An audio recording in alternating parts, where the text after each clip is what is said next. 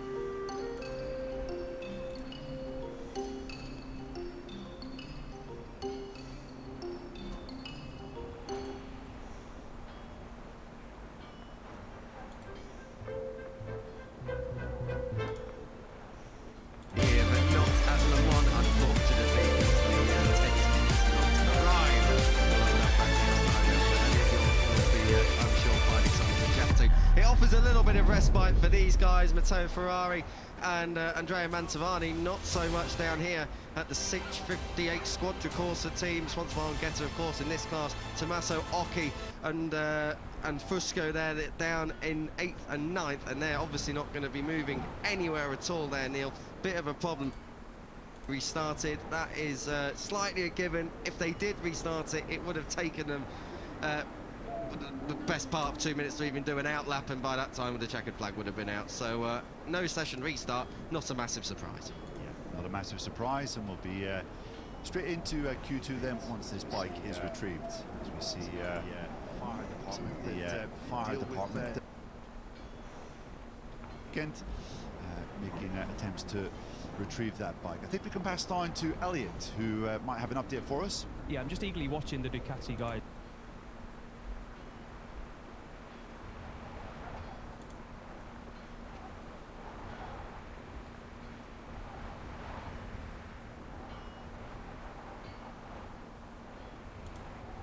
What the fuck was that sound?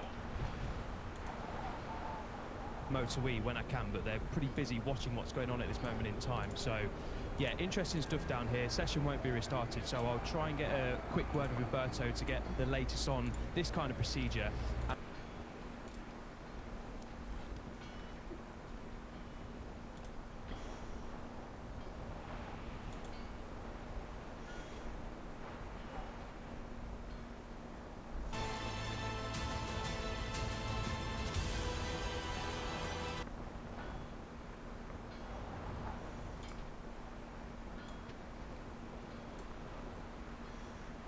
Attendance,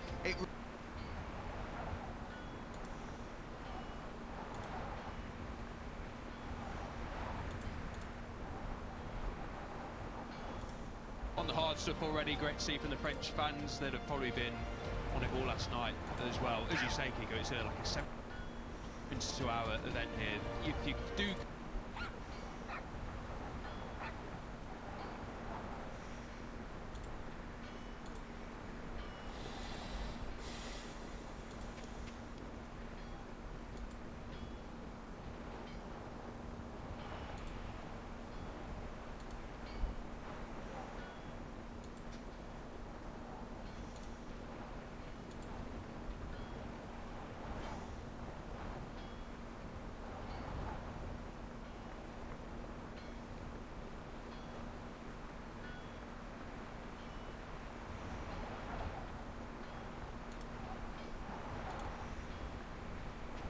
Italian Championship, like Bernardi in many ways, but perhaps not quite on the world stage.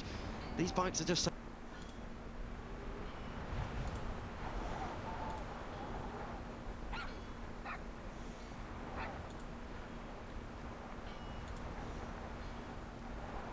as well. As you say, Kiko, it's like a 7.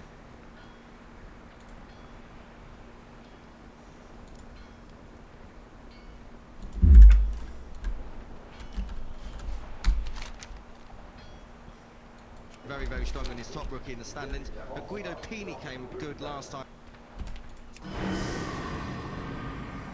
Going out balancing Peroni as well. The rookies are starting to find their feet, and we thought they would when we're on European soil. Yeah, I've been really impressed actually with the rookies. Peroni, like we mentioned, had 3 DNFs, but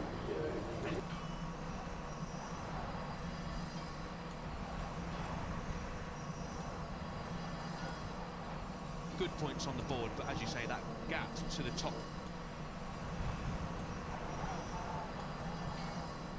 2 especially is growing, and of course Kelso is a rider on form as well after back-to-back podiums for the young Australian. So, sorry, not back-to-back podiums, but a couple of podiums in his last 3 races.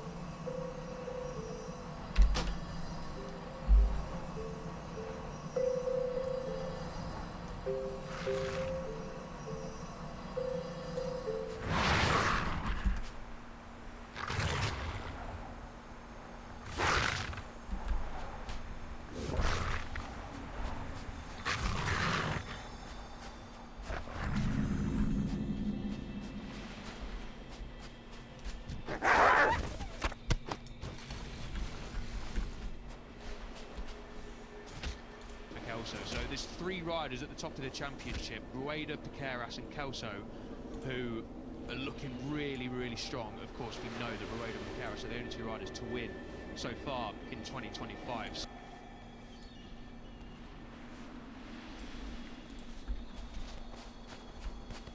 But Rosenthal are doing a very good job in the super sub right across this Moto3 package. Yeah, it's not where he wants to be, of course, but At the top of this championship field, because there's a reason why they're 2 and split by just a very few points. I think it's 4. House was 1 point ahead going into last time out. As you can see, Ay, ay, ay. number 5 of Jones Arc and number 20 of El Diablo, Quartararo, all being supported over 15. But we have just gone Ay, ay, ay, to ay. 3. Oh, I'm loud. Kicks off. And Moto3 is what gets it. How am I now? Oh, okay, one more. Stories just in terms of the rest Oh, of the done. grid, we did see a glimpse of the 2018 back on the CF Moto Aspar team machine. We said Richard was sanctioned for his next Grand Prix. He's not here, as you can tell, with that broken radius. So in comes Rosenthaler with another team, but Rosenthaler doing a very good job as a super sub right across this Moto3.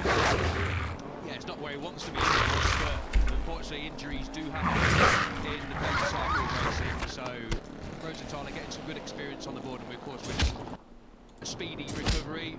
As we mentioned, he's had a really strong start to the season, and lucky to see what happens to the young South African over in Jerez. So hopefully we see Mooley back in Silverstone. But yeah, good to get track action then underway. The two Honda Team Asia riders heading out on circuit. Tayo Furusato had another decent ride, didn't he, over in Jerez. He's now 5th in the overall standings, but likewise to Adrian Fernandez, they are just losing touch on the top 2.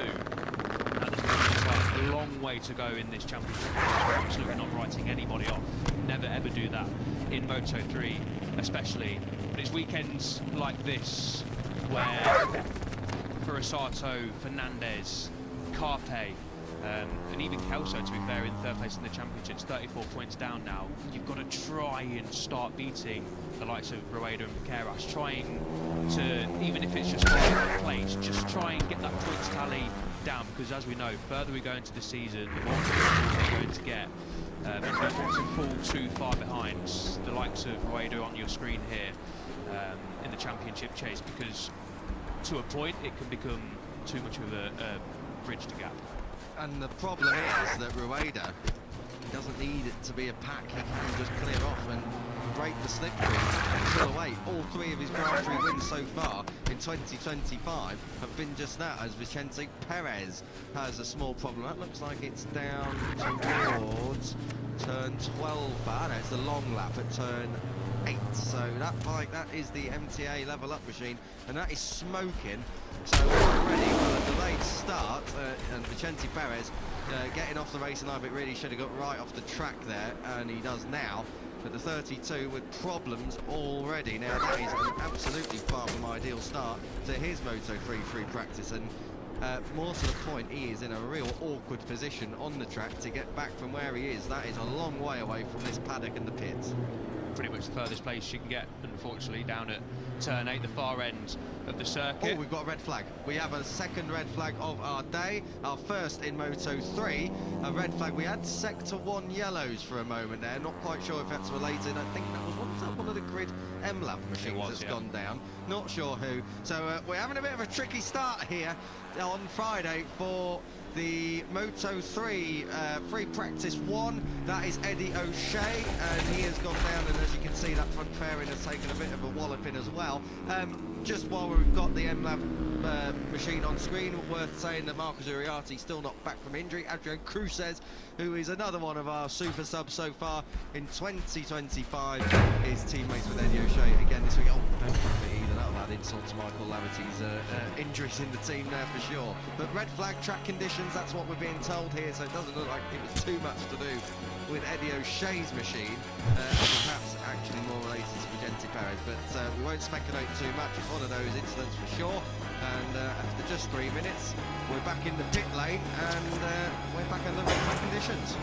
Nice while it lasted, wasn't it? Unfortunately, 3 minutes in and we've got another red flag. That's the way it goes, unfortunately, sometimes. And Resurrection obviously doing the correct thing. But if track conditions aren't correct, aren't fully operational, then you've got to throw the flag out. Safety is of course paramount. So hopefully it's not too much of a delay, and we can get back underway for the 32 minutes that are remaining in this free practice competition. But yeah, not an ideal start. Safe to say for Vicente Perez and the level of NTA team on one side of the box anyway. And then hopefully we get a replay of what happens at O'Shea. But turn 3, we know coming here to Le Mans, that is a really tricky corner to get right. First time you're on the left-hand side of the tyre, turn 12, so you've got 13, 14, then the long straight. Of course, temperature isn't warm, as we know, walking to the commentary box. I mean, I said it was cold, it was pretty mild conditions, but compared to what we saw in a rep, it's pretty freezing on this early morning here in Le Mans. So that potentially played a factor into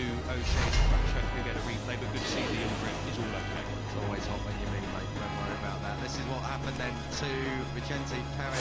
No, that was smoking a lot. Oh dear me, that was gone in a big way. And then, I mean, Vicente Perez really should have got off the track there. He can see the smoke pouring out. So that's a little bit disappointing to see the number 32 roll on round. I know he's trying to get back to the pits, but that really, he should have come off the track a little bit sooner there. That's what protocol is. So, well, Vicente Perez has bought a brief stoppage, hopefully just brief, to this session due to the possibility of the fluid being down, and for sure for the marshals will be out. I see some cement dust, so it looks like we might have a little bit of a problem. That's going down in towards turn 7, so an overtaken hotspot, an action hotspot, you can't take any chances.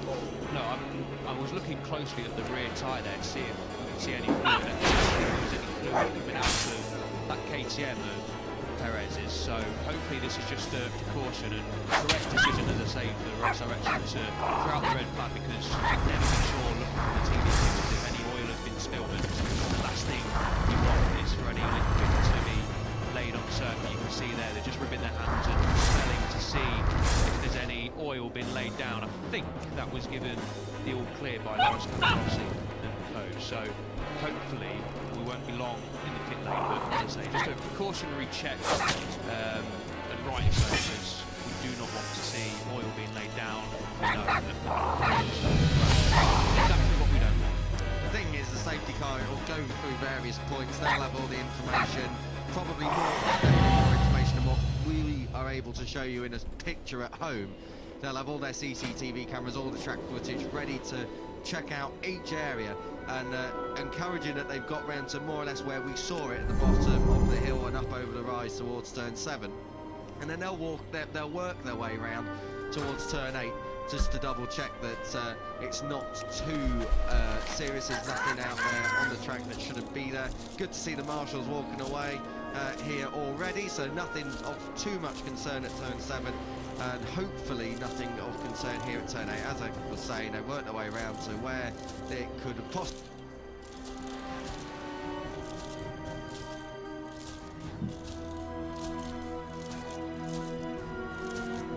threat, but there's also a much bigger threat of rain.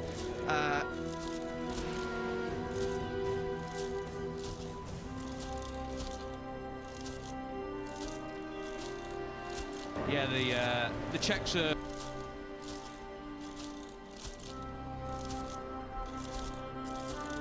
for an oil spillage were complete, but obviously in the back of your mind you're going to be thinking just take it nice and steady. Of course, Eddie O'Shea crashed at turn 3 as well, so we can see what can happen already, but hopefully we get a trouble-free final 30 minutes of this session. Trouble-free FP1 in Moto3. Easy for you to say. Out of pit lane, that is Cormac Buchanan, I think. It is Cormac Buchanan who's wandering out of pit lane. Obviously, hug all of that right-hand side of pit lane exit and then sweep left into turn 3 and through the chicane up over the hill and down the other side where we saw that spectacular crash 8 years ago in 2017. All the riders going down from a small oil spill during the Grand Prix. Thankfully everyone was alright on that day as well. So they were out and running, half an hour still to go here in Moto3 F1. If you're just joining us, we had a delayed start to this session. That was due to an incident during the Moto E3 practice earlier on before we came on air, and then we had a red flag due to a potential oil spillage for Vicente Perez, but in the end absolutely nothing to worry about. All the marshals and the officials out on track to double check all is okay, and so far all is okay. We're having a look down the field. This is the 71 of Denis Foggia back in Moto3 in 2025 after a couple of rather unsuccessful years in Moto2, but of the few tracks he did score points at in that Moto2 venture, this was one of them, and he's got a pretty decent record in Moto3 as well. Compared to Jerez, he's got a pretty decent Moto3 record anywhere, and the Italian was really happy actually after the race to finally get points on the board over in Spain. Pretty ridiculous to think about that, really, isn't it? But it's a circuit over in Jerez that the Italian just said does not suit his riding style, doesn't enjoy it around there. So for Foggia to pick up a few points in Jerez, that was, well, in his mind, a job well done. And he did say pre-weekend that now he's coming to circuits like Le Mans, like Silverstone, like Aragon, Mugello, etc., that he does prefer and he does go well at. So I think for Foggia, he's hit the reset button after Jerez, picked up a P4 here a couple of years ago, so, and a pole position of course as well, so he does like it more than Jerez, so we're, I think, expecting Foggia to be closer to the front this weekend than he was in Jerez. He should be. I mean, Jerez was a horror show in years gone by. I couldn't believe it. He was one of 3 riders that never got points at Jerez. There's a few of them that haven't got brilliant histories here, but for most of them they've got points on the board. Jacob Rulston just coming out of Turn 8 Garage Vert. He is looking to try and replicate that fantastic top 10 he achieved last time out at Jerez. Jacob Rulston, it was his first top 10 since coming back from injury last time out as well. 11th on the grid here last year, 12th in the Grand Prix, but he has had top 6s in the Red Bull Rookie. So a track he knows well, a track he's familiar with, and a track that he's got a base to work from this year. Yeah, was in the league group last year for a while, was Ralston, as we see the level of MTA bike of Vicente Perez getting ran back to pit lane, so they've got it back fairly sharpish. That's good to see. Hopefully it's a quick fix. But I was really impressed with Ralston over in Jerez. We know that he was understandably a little bit nervous coming into Jerez, because that's of course where he had the time is money, friend. That unfortunately be good. Have a good one. And of course the Grand Prix at the start of this season before he returned in Austin. Picked up points in Austin, which I was really impressed with.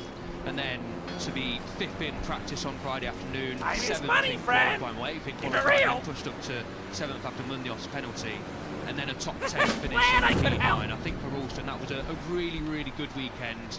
First top 10 of the season, of course, after such a difficult time of things. So the Australian really impressed me, and I'm sure you as well, and plenty of others. So hopefully that's now the catalyst for Ralston to really kick on. We know that he's got bags of talent, and we were expecting big things, of course, before that injury he picked up, unfortunately, in pre-season. So, yeah, Ralston, fantastic stuff last time out, and he'll be wanting to kick on here at a circuit that we know Ralston, widely regarded, I think, across many people in this paddock as one of the riders who's really got a lot of potential, and for good reason as well. Joel Kelso, another one. I'll tell you what, by the time we get down to Australia in October later this year, there should be a lot of home support. It's a good time for Australia at the moment. You've got Senna Aegis as well up there, so plenty of young Australian talent coming through. Joel Kelso flying the flag very much so in Moto3 thus far. 2 podiums in his last 3 Grand Prix, never outside the top 4 in either of those last 3.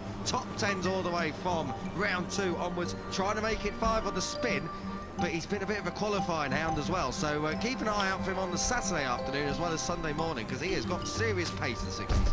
Yeah, front rows in the last 3 races for Joel Kelso, and of course he had that long lap penalty to deal with over in Argentina. Have a good one. That cost him a chance of an even higher result. He had a comeback ride to P8 over in Argentina, so you do feel that if he didn't have that long lap penalty to contend with, then potentially would have had another podium or a better result in the book already. But Kelso has been absolutely magnificent in this last couple of races. Jerez was a very strong weekend, and really proved to me that Kelso is here to stay at the front in 2025.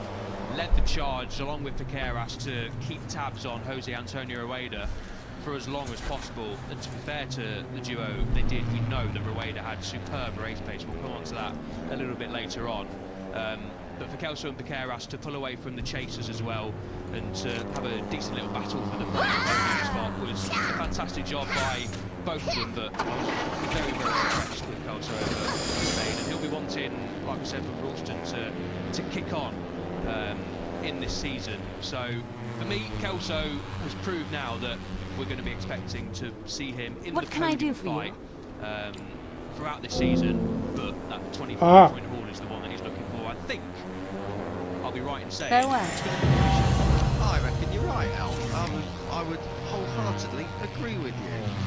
Just, you would have seen on your screens a moment ago a graphic just to say about the new schedule following a few delays here at Le Mans on Sunday morning. 10:06 for Moto2 FP1 and 10:55 until 11:40 for MotoGP. All times local, of course. FP1 there coming up. No change later on. There's got Red Bull Rookies Cup and then Moto E Practice 2 coming up at 1:45. So all times local, of course, but we're just a little bit behind schedule, but we'll be making it up and back on schedule, back on time this afternoon. As you can see, the first laps have rolled in 42.4. How does that compare to the records in terms of last year?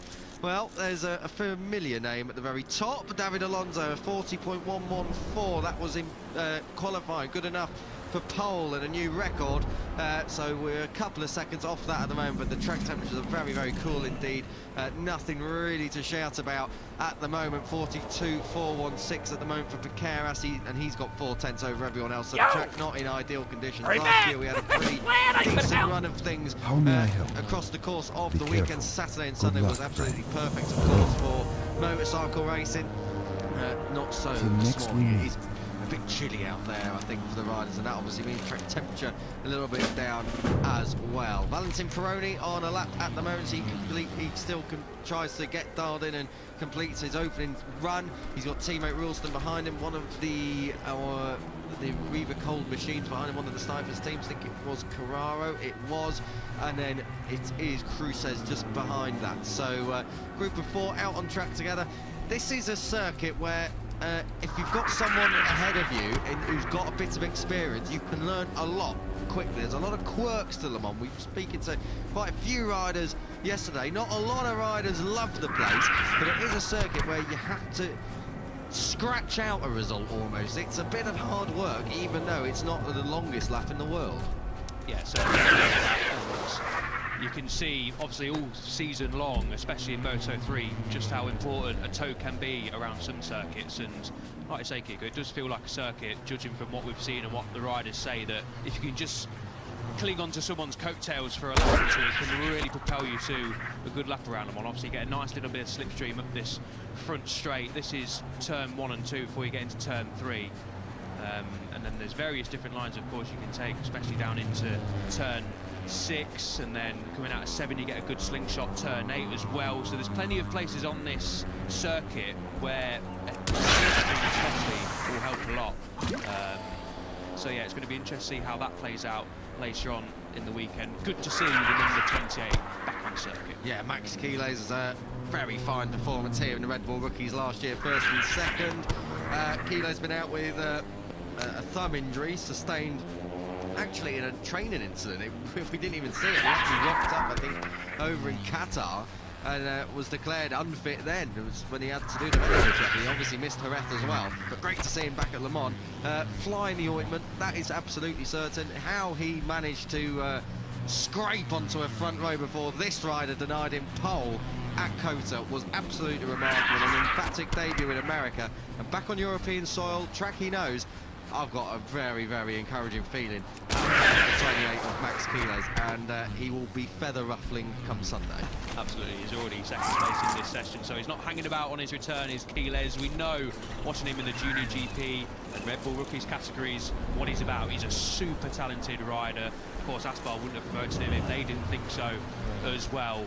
Really, really talented rider. Has a potential little bit of ironing out to do, you do feel, but it's all a learning process at this moment in time. But Quiles, when he went to America, we're probably expecting big things just because of what we've seen from him in the lower classes before coming into Grand Prix, but the 28 was absolutely phenomenal and had a nice little battle with Angel Piqueras as well in the last lap, didn't he, over in Austin? So very, very excited to see upon his return to Moto3 what Quiles can do. Hopefully he's not feeling any ill effects in that thumb injury that he obviously picked up and had surgery on, which caused him to miss the last couple of rounds. But yeah, great to see Quiles back, and very, very intrigued to see how he gets on this weekend. He really was the kid in America. Well, hey, Adrian Fernandez up to P2 at the moment, just behind Angel Piqueras. Great to see Fernandez over one lap at least up towards the top of the leaderboard. It is so early though on this Michelin Grand Prix of France weekend, but Fernandez, it's unbelievable. His qualifying form is nowhere. He always grinds out a result, but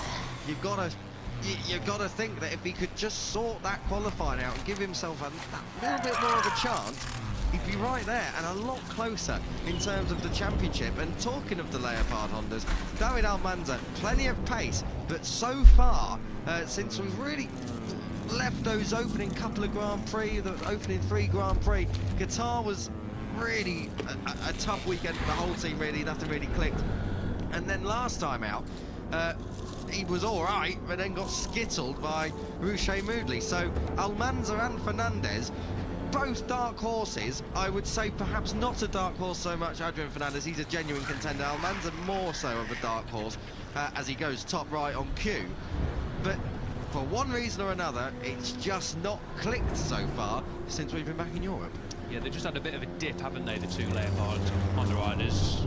Fernandez did bounce back with a 4th place in her F, and as you say, Almanza did, unfortunately taken out of the Grand Prix, so we didn't see his potential, Almanza. But you talk about grinding out results for Fernandez, and that's exactly what he did here last year. He qualified 4th, but had a long lap penalty to deal with, and that dropped him outside the top 20 once he'd done that penalty, and then climbed his way back up into the lead group. As I said earlier on, it was a 10-rider fight for the victory in the last couple of laps of Moto3 here at Le Mans last year. Fernandez did manage his way back up into Time 6th is place. money, So friend. on paper, you think a P4 and a P6, so that's a decent ride here last year for Fernandez, but it was a lot better when I was watching it back yesterday than you potentially recalled. It was, he had superb race pace, as I say, dropped out. Once you drop outside the top 20 in the opening couple of laps in a Moto3 race, it's pretty difficult to get yourself back up. We spoke to Scott Ogden yesterday, didn't he? And he was speaking about him and Rawson having top 5 race pace in her F. But once you've lost the group by a few seconds, it's incredibly difficult to try and get that back. So for Fernandez to do that here last year was a really strong ride. So he's top in the session already. Almanza the same lap time, of course. So that's good to see so far from the Leopard Hondas. But I'm expecting big things, mainly from Fernandez this weekend, judging from what we've seen in her F when bouncing back and here last year. And talk to a few others in the paddock. Jose Antonio Reyes' ability just to stretch the field. Once you've lost that slipstream, and you're in the second group, then you are still trying in those first few laps to try and maintain that slipstream, and by doing that you're stretching that second group in inverted commas, which means that the whole thing gets stretched out. And if you are relying on staying in a group because of slipstream, it becomes really tough. But if you've got the pace on your own, then on paper, yes, you should theoretically be able to follow the group, but when that slipstream effect comes in with 3 or 4 bikes during a race scenario, very, very difficult. So, yeah, I think Le Mans, it's not so important like it is. I must get closer. And we should see a good old pack race here in Moto3, a proper Moto3 barnstormer in the offing. But that is a long front straight, and the top speed here, I was having a look earlier, Stefano Neppa last year, 231.3 kilometres an hour. That is rapid for a little Moto3 machine. So there are a lot of top speeds here. That would have been done with a slipstream, of course, but keep an eye on that throughout the weekend. That little top speed track record here for Moto3 might be about to be usurped if we have the driver. Slower start then to Raiders proceedings down in P7. He didn't. Oh, have some of your own treatment, David. Angel Piqueras is coming through. Certainly is. Not hanging about on this lap is Piqueras, and that was the turn 11, where Munoz and Ricky Rossi unfortunately came together last year, which saw Munoz handed a long lap penalty, and then Munoz eventually did crash out of the race at turn 11. So he's got history there, as Munoz. What do you think David Munoz is thinking right now? Turn 3. I think we're about to find out. No, hold your breath, David Munoz. Well, the red mist might have just come down a little bit. David Munoz, he needs a result, and we need to really see what happened at turn 3, because David Munoz would have, I'm sure, been having a think about it. Ryusei Yamanaka is coming through to complete his personal best lap so far, 8/10 off his own teammate who's just gone top in P1. So Yamanaka right there, 1:42 flat at the moment. He's got a little bit more time to find as he works his way up towards the chicane. We've already had one incident there so far in 2025's Moto3 FP1. Considering it is a bit chilly and cold out there, I'm surprised there's not been a few more, but so far so good up at turn 3 and 4. Yamanaka, let's talk about him if we can. You really found him pillock. over in Qatar, unlucky to not convert his pole position into a first victory, but last time out in Jerez, also pretty strong in that second group, but because the group was so small, he really was able to make it work, and not so bad at all. Exactly that, yeah, he's been in fine nick as Yamanaka in the last couple of rounds, and really impressed to see the young Japanese rider, who is obviously very experienced now, according to him, very experienced now. 100th start over in Jerez for Yamanaka, and it was a good 100th race in Moto3 for him. P4 in practice, and then P6 on the grid. That promoted, of course, to Munoz's penalty. And then had a solid race. Didn't quite have enough to stay with the top 3, did Yamanaka, but the top 5 result backed up by that podium in Qatar. A really strong couple of rounds for Yamanaka, and it's great to see from the number 6, who was another rider in that league group last year. He finished 7th after qualifying 10th, so Yamanaka did have the pace to be on the podium here last year, so we're expecting big things from the Japanese rider once again.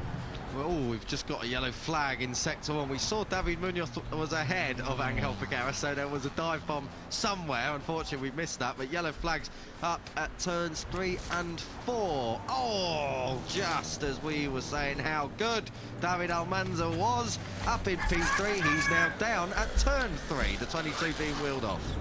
That's where O'Shea crashed. We didn't get a replay of that one, but I think it's just going to be a very typical front end washout at turn 3, cold part of the tyre, leaning over onto that side of the Pirelli for the first time since turn 12. And down she goes, unfortunately for Almanza. Good to see he's okay though. He was pushing on as well, he was backing that in a little bit, so I think he was just all a bit crossed up and trying to scrub all the speed off, and that front tyre checked out. So we're coming up to that scene now, so that's the second incident at the chicane so far. It is one of those, it's one of the actual biggest crashing hotspots of the entire season. There were so many, for the reason you say, out all the way from the end of sector 3 at start of sector 4 all the way pretty much the right hand side of the tyre. Turn 12, that flick left, and then 13, 14, this was Texas one, we know that, but 13 and 14 on the track map, the final 2 corners, then up through turn 1 and 2, another one taken as one, but it's all on the right hand side of the straight line. He's drifted over towards the right hand side all the time to try and get that line sorted out for turn 1 and 2, and then in these tricky, colder conditions, turn 3, first real braking area, and the left-hand side of the tyre just not really up to temperature, but hopefully we don't see too many more of them. 12 minutes to go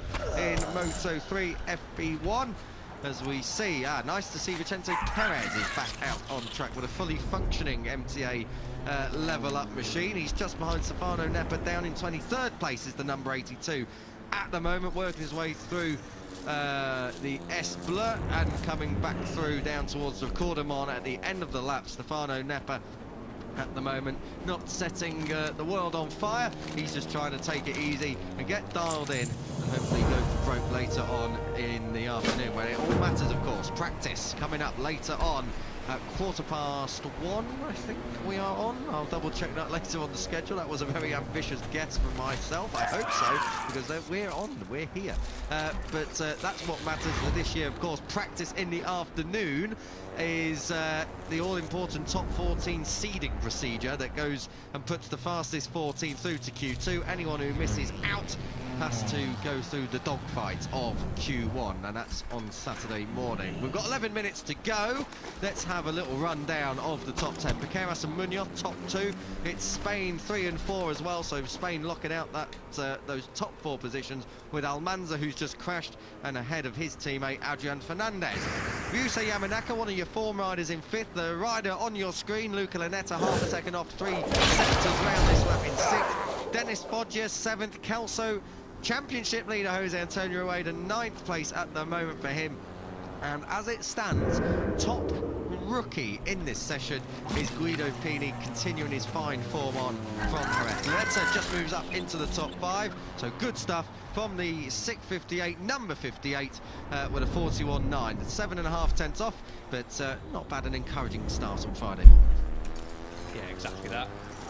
10 minutes to go in this session, and as we said, Fernandez expecting big things from the 31 this weekend, and he's going well early doors. He's 2 tenths under halfway around the lap, and lapping on his own as his teammate David Almanza, with a camera shoved right in his face. He won't be too impressed with that, but that's the way the show goes, unfortunately. Trudges back into the box, and it was a crash at turn 3, so pretty quick to get that Leopard Honda, you feel, back to the box and try and get it fixed, and try and get him back out to just assess what the damage is, and just to try and clean out anything that was potentially misfiring ahead of this afternoon, of course, because the last thing you want, as we saw with the likes of Rossi and Munoz as well over in Jerez, to have a tricky start, to head out, your bike not work, and then panic and try and get it fixed.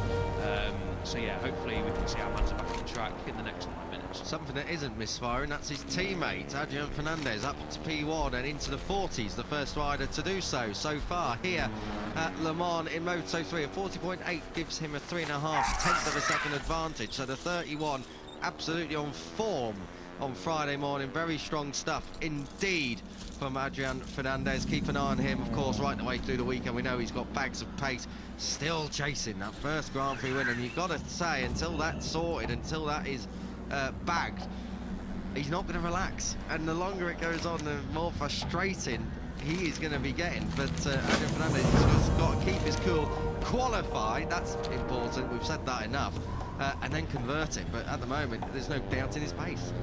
No, nor should he relax until he gets that first win either. That's, at the end of the day, what everyone is here for, to win races and to challenge for titles, and that is exactly what the number 99, Jose Antonio Rueda, is doing in 2025. Didn't mention earlier on about his race pace over in Jerez.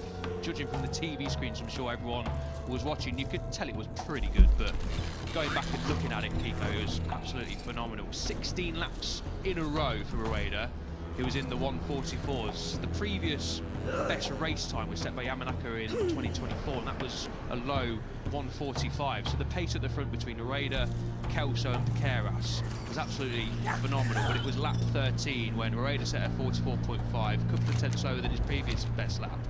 But it was a 45.3 for Kelso and a 45.4 for Piqueras, and that was where the gap was broken, and Rueda kept lapping in the 144s until lap 18 when he dipped into the 145s, but by that point he built a 3-second lead. Absolutely phenomenal stuff last time out from the 99. We have yellow flags in sector. Oh, Tayo Furusato, and he has lost that very early. He is, I think that's quite a gallop. He's lost that on the right-hand side before he's even managed to get that upright. He's on the inside of the track, and Furusato, that is a fast old crash. We're going to have a look. Yeah, lost it on the right. Oh no, watch your legs. Oh, let go of it, Tayo. Yeah, no wonder This he was is a Moto3 action from earlier tonight. Earlier today. But that's what the gravel's there. Thankfully, the bike didn't come back on the track either. Yeah, as you said, Kiko, a hot spot for crashes, unfortunately, at turn 3. As we've got another one. Cruces down now as well. That isn't at turn 3. 7. Turn 7 for Cruces. So a couple of crashes late on here in Moto3 for 2 Honda riders. That did go early for Tayo Furusato. I assume it's another front end watch out for Adrian Cruces at turn 7. That's where we first saw Perez have his missing KTM earlier on in the session. Good to see though Furusato giving the thumbs up to the Marshals. He looks relatively okay. That's a fast get off there, and it did go very, very early. So thankfully the Japanese rider is all okay. He's down in P15 at this moment in time, but a little bit of work to do for the mechanics and for Rossato ahead of this afternoon. Last 6 minutes of the session, Fernandez chalks off another lap. I was actually talking to a few people in the paddock, because over the course of the last few years we have seen more crashes on that right hand side, and it's because now they're braking as they're so far around the corner. They're braking before they've got the bike upright and carrying the speed through turn 3 and into the chicane. So a little bit of a problem, particularly at turn 2, because it is quick there. So but good to see that time for Rossato is at least able to walk away from that one. Just further down, we've had a few changes outside the top 10. Valentin Peroni now 11th. This rider on your screen, Cormac Buchanan 12th. He'll be encouraged by that top half of the leaderboard ahead of top rookie in the championship standings. Hot shot Max Keeler's in 14th place. So Cormac Buchanan doing very, very well on Friday morning here at Le Mans. Yeah, good to see from the New Zealander. As we mentioned, a couple of crashes in the last couple of races, just hampered his really impressive start to the season slightly. But it's a track that Buchanan and all the former Red Bull Rookies Cup riders knows, because they did come here last year and a couple of times before as well. So the rookies not having to learn Le Mans like they had to over in Thailand, Qatar, Argentina and Austin. Yellow flags in sectors 1 and 2. No prizes for where? Peroni, unfortunately, the Argentine down. Now that looks like it's a little bit further round. I said no prizes for where. Is it maybe turn 4 there? I'm not quite sure. Let's have a look. Oh no, down at turn 5. That went a bit early. And now towards the gravel. He's be perfectly fine with that though. Peroni just on the outside of the top 10 at the moment. Yeah, tricky downhill braking into turn 6. La Chapelle, a famous corner, of course, on this Le Mans Bugatti circuit. Hopefully Peroni can just try and get that KTM firing again, get it back to pit lane. I think it's going to be a session over, unfortunately, for the rookie, but a decent session. P11 so far. Expect that to potentially change. 1.4 seconds off the top, but as we know, Fernandez is setting a scorching pace early doors, and Pini is going quicker as well. As we mentioned, the rookies do know this circuit, but still impressive stuff from several of them so far early on Friday morning. Yeah, Guido Pini, I'm a bit of a fan, we all know that, but I don't think we all quite expected him to be doing what he's doing. He was unlucky last year that injury really sidelined any realistic chance of the UAE title. Having said that, he still took it to the last round. So Guido Pini, very much a talent, and perhaps without the accolades that someone like an Angel Piqueras or an Alvaro Carpe have coming into this championship. But Pini, for me, one of the riders who's got some roof in terms of potential to fill. And that was his debut season, of course, in Junior GP last year as well. Finished 16 points behind Alvaro Carpe, who we know was the double champion in Rookies Cup and Junior GP, a fantastic talent. Carpe, so as you say, Kiko, for Pini to have a setback and still take it to the last round of the season in his debut season on a fully fledged Moto3 machine. Fantastic stuff, and I didn't expect amazing things from Pini this year. Not because, as we mentioned, it's not because we don't rate them, but you don't want to expect too much and then put too much pressure on them in this season. So it's great to see, as we mentioned numerous times already, that the rookies are really firing in Moto3 this year, and Pini certainly is one of them, especially in the last couple of rounds. It's a great year for rookies in Moto3.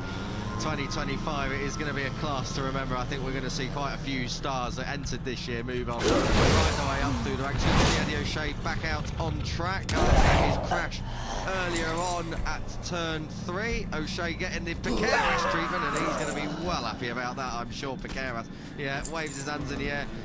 O'Shea had actually tried to get off the race line earlier on, but then ended up on the racing line in the braking area down into the S-Blur there. So a bit of a problem down at turn 10, 9 and 10. So Eddie O'Shea copying the eye of race direction, I'm sure, over that one, but thankfully everyone through safely and cleanly this time around. Yusei Yamanaka just coming out there of turn 10 up towards turn 11. This is an overtaking hotspot, super camber around here, and actually I think the TV camera makes this section look a little bit bigger than what it is. It is a little bit tight and twisty. It's right at the back of our paddock, and up towards our offices we see a good little view of just how tight and technical that area is. Yeah, it certainly is sort of one line around there, isn't it? Of course, when these riders go racing, you can pick several lines, but around a qualifying lap or a practice lap, it does tend to be a singular line around the last sector here as Yamanaka pounces up to P2 ahead of Piqueras' teammates. What's Morelli going to do in this final minute or so? He's some way off the top spot, which we didn't see, of course, in Jerez, but he's not going to manage to do a weekend like that every weekend. So, slower start to proceedings here in Le Mans for the championship leader, but just taking his time at the French GP, the number 99, crosses the line and goes up to P4. Solid lap time there. One more lap to go for the 99, and behind him, 58. Just about 30 seconds or so now on the clock for Moto3 FP1. We are a bit behind schedule due to a red flag before we even got out with Moto3 action. That was over in Moto3, and then a red flag once we got underway in Moto3 due to the 32 that you're seeing on your screen. Vicente Perez having a couple of engine problems, it looked like, and just making sure there was no fluid out on track. So Moto2 coming up very, very soon indeed, and then MotoGP will be after that. But at the moment, Ryusei Yamanaka picking up a little bit of a slipstream to try and move himself ahead of Yamanaka on track, Vicente Perez on track, and then ahead of Adrian Fernandez at the top of the standings. Fernandez on a 40.882 at the moment. That is your benchmark time.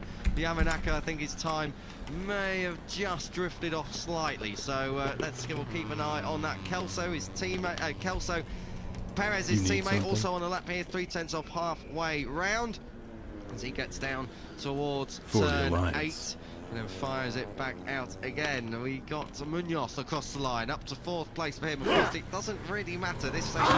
This is all about getting dialed in, all about getting warmed up and ready to have a good crack at it later on in Moto3 practice. But Kelso coming round at the moment, a little bit offline through the first part there at turn 9, but holding it 4/10 off so far. He's 5th anyway, so a very good morning for Australia. Yeah, just what he needed really.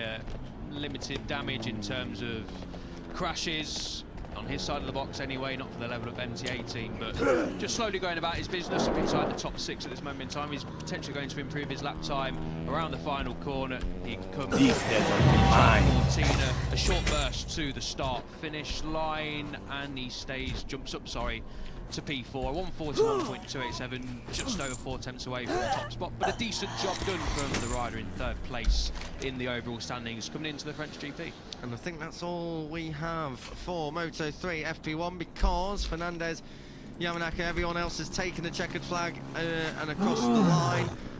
Valentin Carraro's just moved up, and Pini has moved up into 8th place, so I think they might have just scraped in at the last moment and moved up the order a little bit. Almanza has obviously crashed and is in pit lane, likewise Peroni, and for Rossato, all riders okay. We've got yellow flags in sector 3. Now what has happened here? We shouldn't have really had time for any more drama in Moto3. We've had plenty of it this morning, so we'll try and work out exactly what has happened as we come round, but yellow flags obviously withdrawn. Could just be practice start. That's down by that section as well on the exit of turn 8. But all in all, pretty decent morning. Adrian Fernandez, your first top dog in Moto3.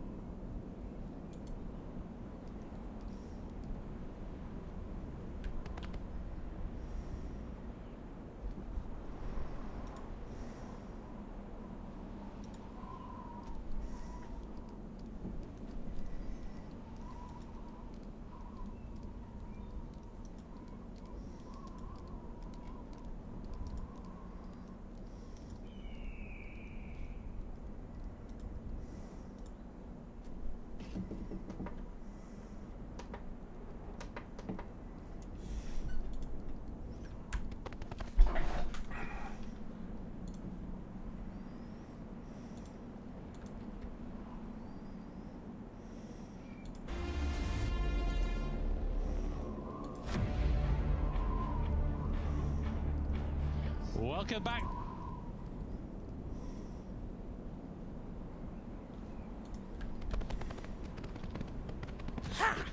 In the opening Grand Prix in Borurama, 1-3 in her F2, and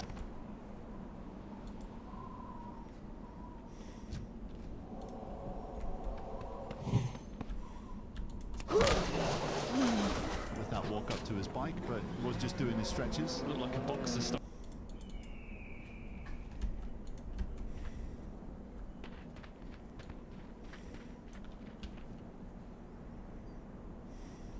Too far away. Well, just everything that we saw on the Friday, and I guess understandably when you think that he is still relatively new to this World Championship, didn't come through Model how he raced, but all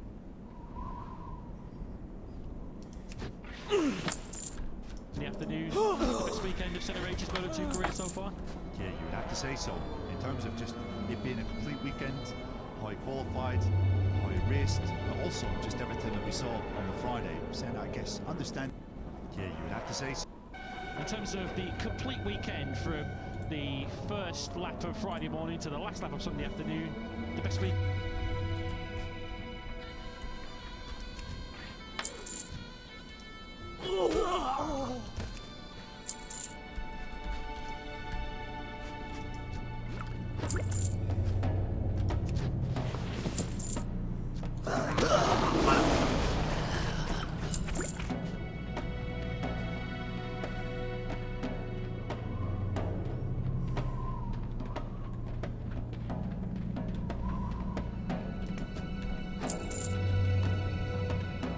Weekend of Centre Ages Moto2 career so far? Yeah, you would have to say so. In terms of just it being a complete weekend, how he qualified, how he raced. Sands consume you. And I guess understandably, I think that he is still relatively new to this World Championship. Having gone through Moto 3, of course, can sometimes be a bit of a slow starter on a Friday, but right from Friday morning, he was right in the mix. And from then, I thought, okay, I think he's going to be a bit of a serious contender. So he just did very well. Once again, he loves a little fight, doesn't he, with Diogo Moreira. Those two have found themselves on track many a time. And yeah, Age is prevailing on that particular occasion. Just a staggering. I was wondering if Aaron Canet had been in the campsite last night. He can't walk up to his bike, but was just doing his stretches. Looked like a boxer stumbling off his chair in the 12th round, didn't he, there? He does like to talk the talk going into a Grand Prix weekend. Now it's the task to walk the walk, because once again he's sort of reaching for his back there and trying to perhaps shake off any cobwebs that he's still carrying into his first lap of Friday morning.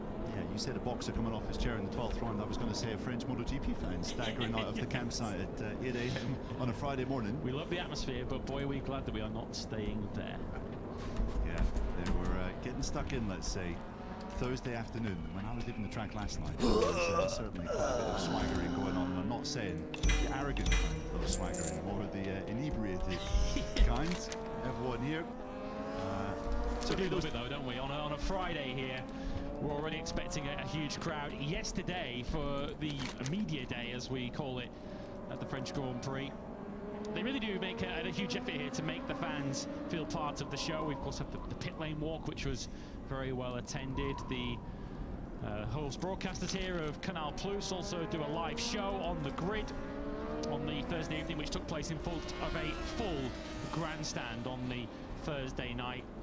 It really does have a festival kind of feel to it, this French Grand Prix, and we're only a month away, of course, from another huge event in this part of the world, the 24 Hours of Le Mans on 4 wheels. But this Grand Prix, I guess, in large part, down to the recent success of Fabio Quartararo, it has become one of the destination events on the Grand Prix calendar.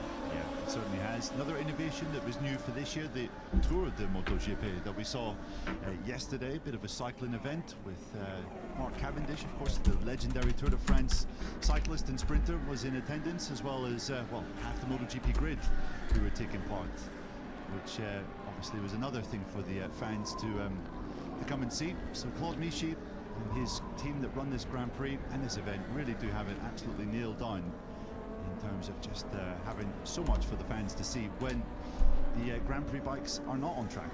And we have got an absolutely bumper-packed weekend. Moto E, of course, here this weekend, and the Red Bull Rookies, and then all of the other events that Claude Michy and his team have put on to entertain the fans. We are expecting a sellout on Sunday. In fact, a sellout all weekend, and I'm sure the performance of Fabio Quartararo 2 weeks ago in Jerez has added another couple of thousand to the likely attendance on Sunday. Let's just wrap up some housekeeping then before we get these first time lapse of the session and of the weekend up and running. One rider who's not here, who otherwise would be, is Mario Aggi, unfortunately. So just a one-rider effort for the Idemitsu Honda Team Asia squad this weekend in the form of Yuki Kuni. Aggi dislocated his shoulder in qualifying at Jerez. That's the second time this year already he's dislocated his shoulder at Jerez. He did the same in pre-season testing. Aggi sitting this weekend out at Le Mans. Missed this Grand Prix last year too through injury, so he's still yet to turn a wheel on a Moto2 bike around this Bugatti circuit of Le Mans.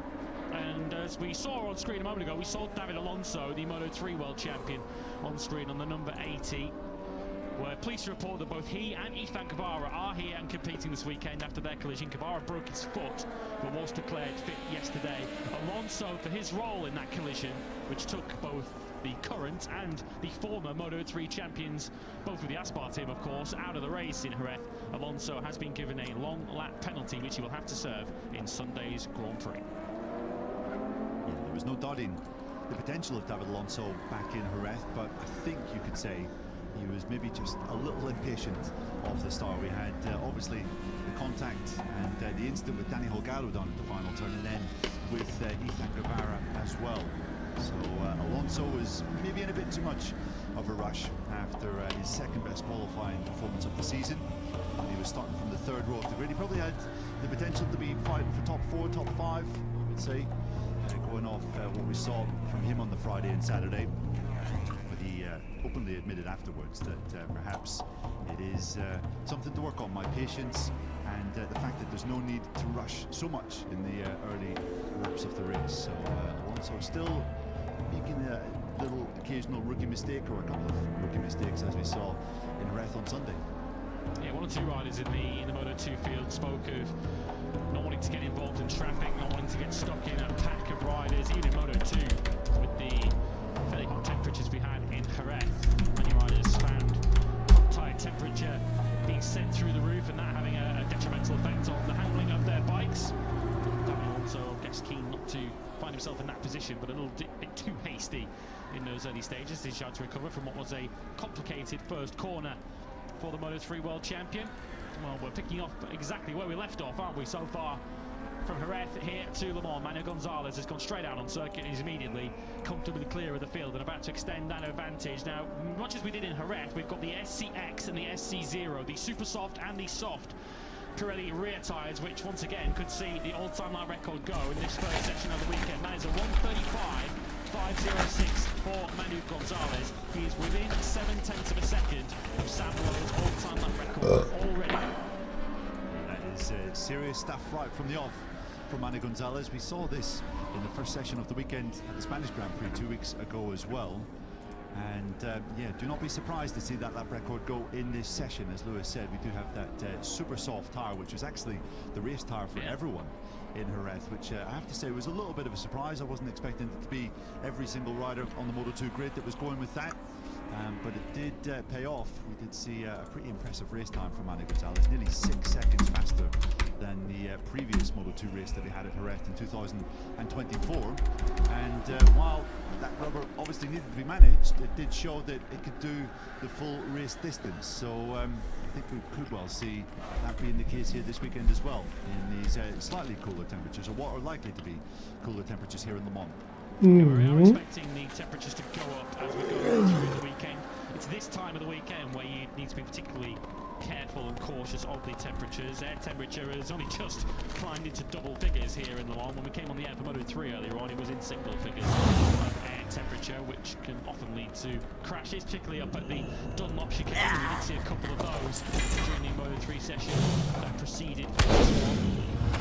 We are expecting, by the time we get into race day on Sunday, temperatures perhaps nudging the 20-degree mark. We're expecting the hottest temperatures to be in tomorrow afternoon's qualifying session. 22 degrees of air temperature is predicted, but the trusty or untrustworthy weather apps, depending on which one you use, currently suggesting that we have a 75% chance of rain at some stage Sunday, which could well and truly throw a spanner in the works, particularly, as you say, for this man, Manu Gonzalez, who must already be thinking, if this weekend is dry, must already have seen enough evidence to feel he's going to be a race-winning contender. Yellow flags are out in the third and fourth sectors. Looks like the Shimano Berth turns 9 and 10 have seen a rider go down. We've seen 2 of them go down. And that is Darren Binder and Zonta van den Gorberg, who have gone down together, and both look in a great deal of discomfort. Yeah, Zonta van den Gorberg clutching his lower left leg. And Darren Binder, I think, is going to T-bone him, and he is. Oh, and Binder gets caught up in the back of Zonta van den Gorberg's machine. That is going to be a really uncomfortable fall for the South African, goodness me. And he, of course, is still recovering from that hand injury that he caught up in the back of Zonta van den Gorberg clutching. And we've seen 2 of them go down. Already have seen enough evidence to feel he's going to be a race-winning contender. Yellow flags are out. Sectors, looks like the Shimano Berth turns 9 and 10 have seen a rider go down. We've seen 2 of them go down. And that is Darren Binder and Zonta van den Gorberg, who have gone down together, and both look in a great deal of discomfort. Yeah, Zonta van den Gorberg clutching his lower left leg. And Darren Binder, I think, is going to T-bone him, and he is. Oh, and Binder gets caught up in the back of Zonta van den Gorberg's machine. That is going to be a really uncomfortable fall for the South African, goodness me. And he, of course, is still recovering from that hand injury that he suffered in Austin, and that is his left hand, which he did injure, stuck in the rear wheel there of Zonta's bike. That will be very, very uncomfortable indeed for the South African.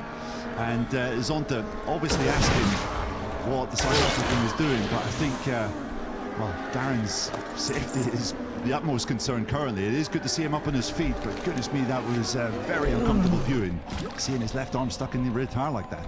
Yeah, unfortunately, Darren and Zonta are now both up on their feet. Zonta, as you saw there, was immediately up on his feet remonstrating with Darren before the adrenaline began to seep away and the pain kicked in.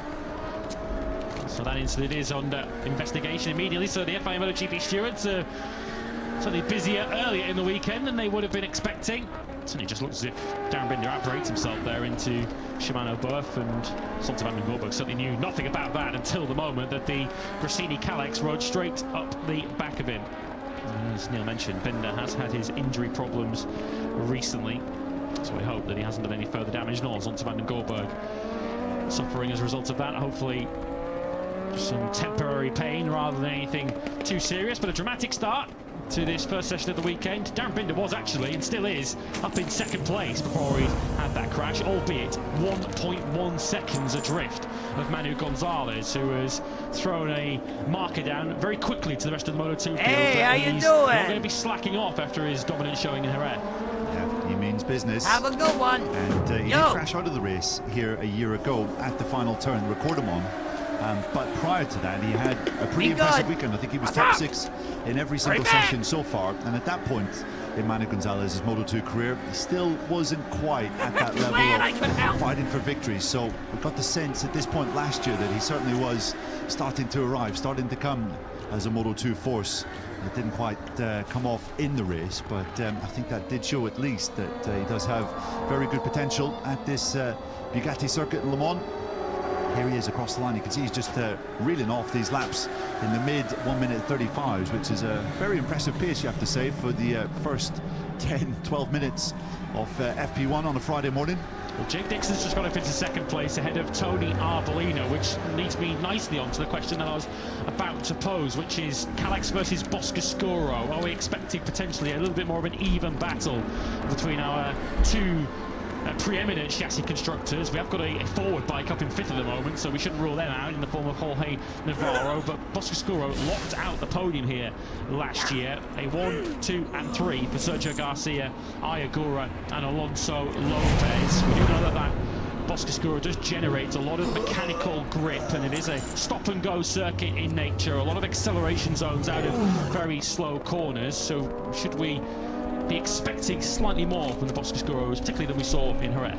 Absolutely, 100%. As we see Honda Team Asia's get well soon message from Mario Aggi. Unfortunate to see the number 64 not in action here this weekend, as Lewis previously mentioned. But yeah, I think 100% we should be more expectant of what the Boscosguro bikes can do here this weekend. As you say, they locked up the podium here last year, one of only 3 times in Moto2 history that we've had an all Boscosguro podium, with Garcia, Agura and Alonso Lopez in 2024.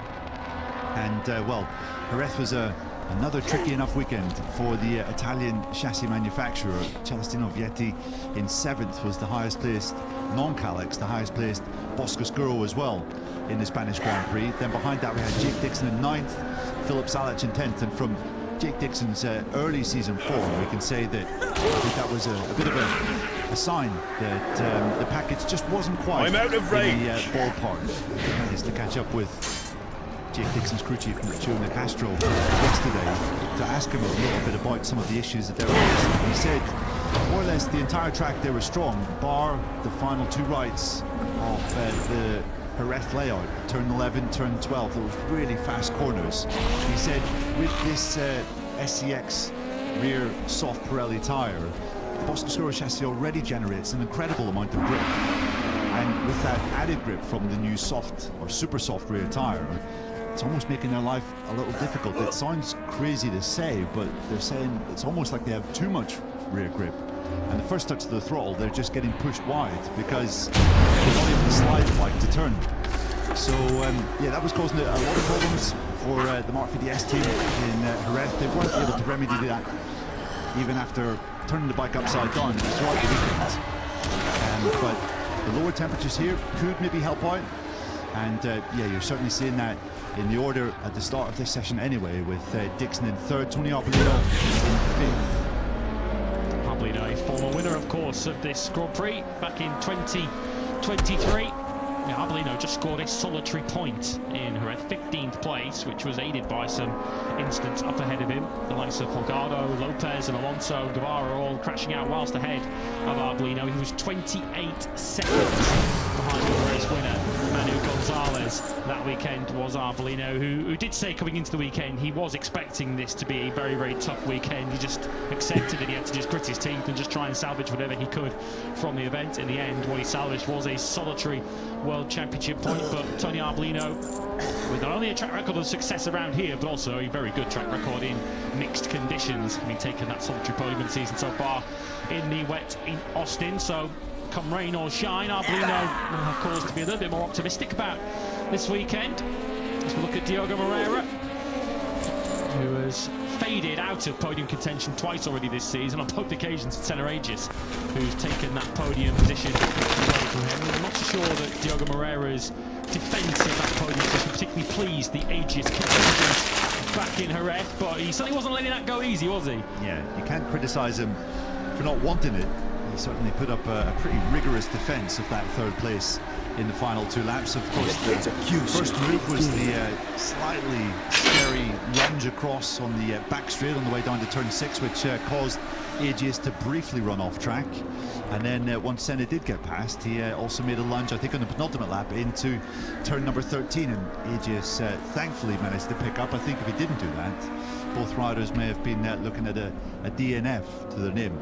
I have heard that Diogo was told by some members of the stewards committee that what he did on the back straight, that was very much on the limit, and if he does that again, then I think a punishment could be coming his way. So I think the powers that be have noted that, and I think Diogo has been made aware that that was a move that was maybe just a little bit over the limit. Yeah, you can defend your position, but when you're pushing another rider off track at that kind of speed, Too far away into the very dangerous territory.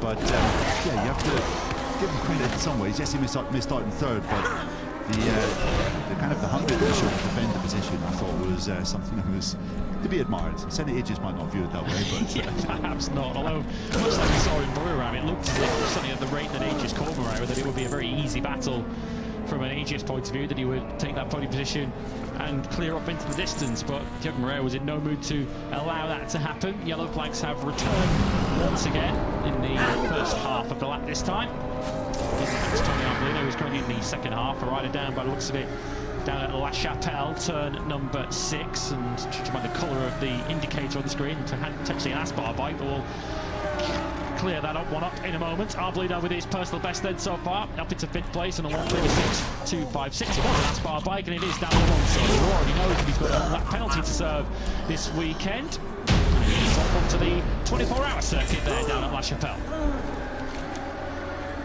Yeah, he's got that corner completely wrong, really wide, and lost the front then as he was approaching the grass at the side of the track. So looks as though David Alonso's not, well, maybe he'll have a chance of getting it started here, but I think the marshals are insisting it's time to take that back and get it ferried in the back of a truck back to the pits. So that'll really affect these last 22 minutes of David Alonso's FP1 session. It hasn't quite been the bold start from the two Aspar boys in this session that we saw in Jerez, where both of them were up inside the top 6. Early doors in FP1, you can see Holgado and Alonso 17th and 18th in this session so far, and Alonso facing a bit of a spell on the sidelines as he gets that bike back to the garage. Yeah, they're close to each other in the standings at the moment, and they were too close to each other in Jerez, although Holgado wasn't particularly throwing too many metaphorical punches in the direction of David Alonso, certainly not publicly. He said that he was purely trying to avoid a collision, got himself on the dirty inside around the racetrack and could not avoid the crash that he suffered. Didn't take out his teammate, although his teammate took himself out shortly afterwards by running into Ethan Guevara. And of course they were battling each other on the final lap of the Moto3 encounter here last year when David Alonso pinched victory in the final knockings of the French Grand Prix from Danny Holgado. One of several victories that saw Alonso take the World Championship with plenty. I'm out of range. Senna Regis now enters the final sector, the S Bleu. This is the right-hander now of turn number 11, left now through 12, and the double apex Recordement. Turns 13 and 14. A little bit of a karting sort of layout through this final sector as described by Marc Marquez, who wasn't saying that in derogatory terms, says he loves it through this final sector of the lap. And Aegis lifts himself up 7 places from 14th now up into 7th as Jake Dixon now cuts the gap to our runaway session leader Mario Gonzalez. Dixon now within half a second. Yeah, good stuff this from both Aegis and Dixon in the early stages of this weekend. It's a very good sign, as I said earlier, when you see the number 81 inside the top 10 in the first session of the weekend. And Dixon now cutting Gonzalez's advantage to 0.4 seconds early doors here. Barry Baltus, we haven't really had a chance to speak about the Belgian, who had a joint best result in Jerez, but comfortably his best weekend as a Moto2 rider.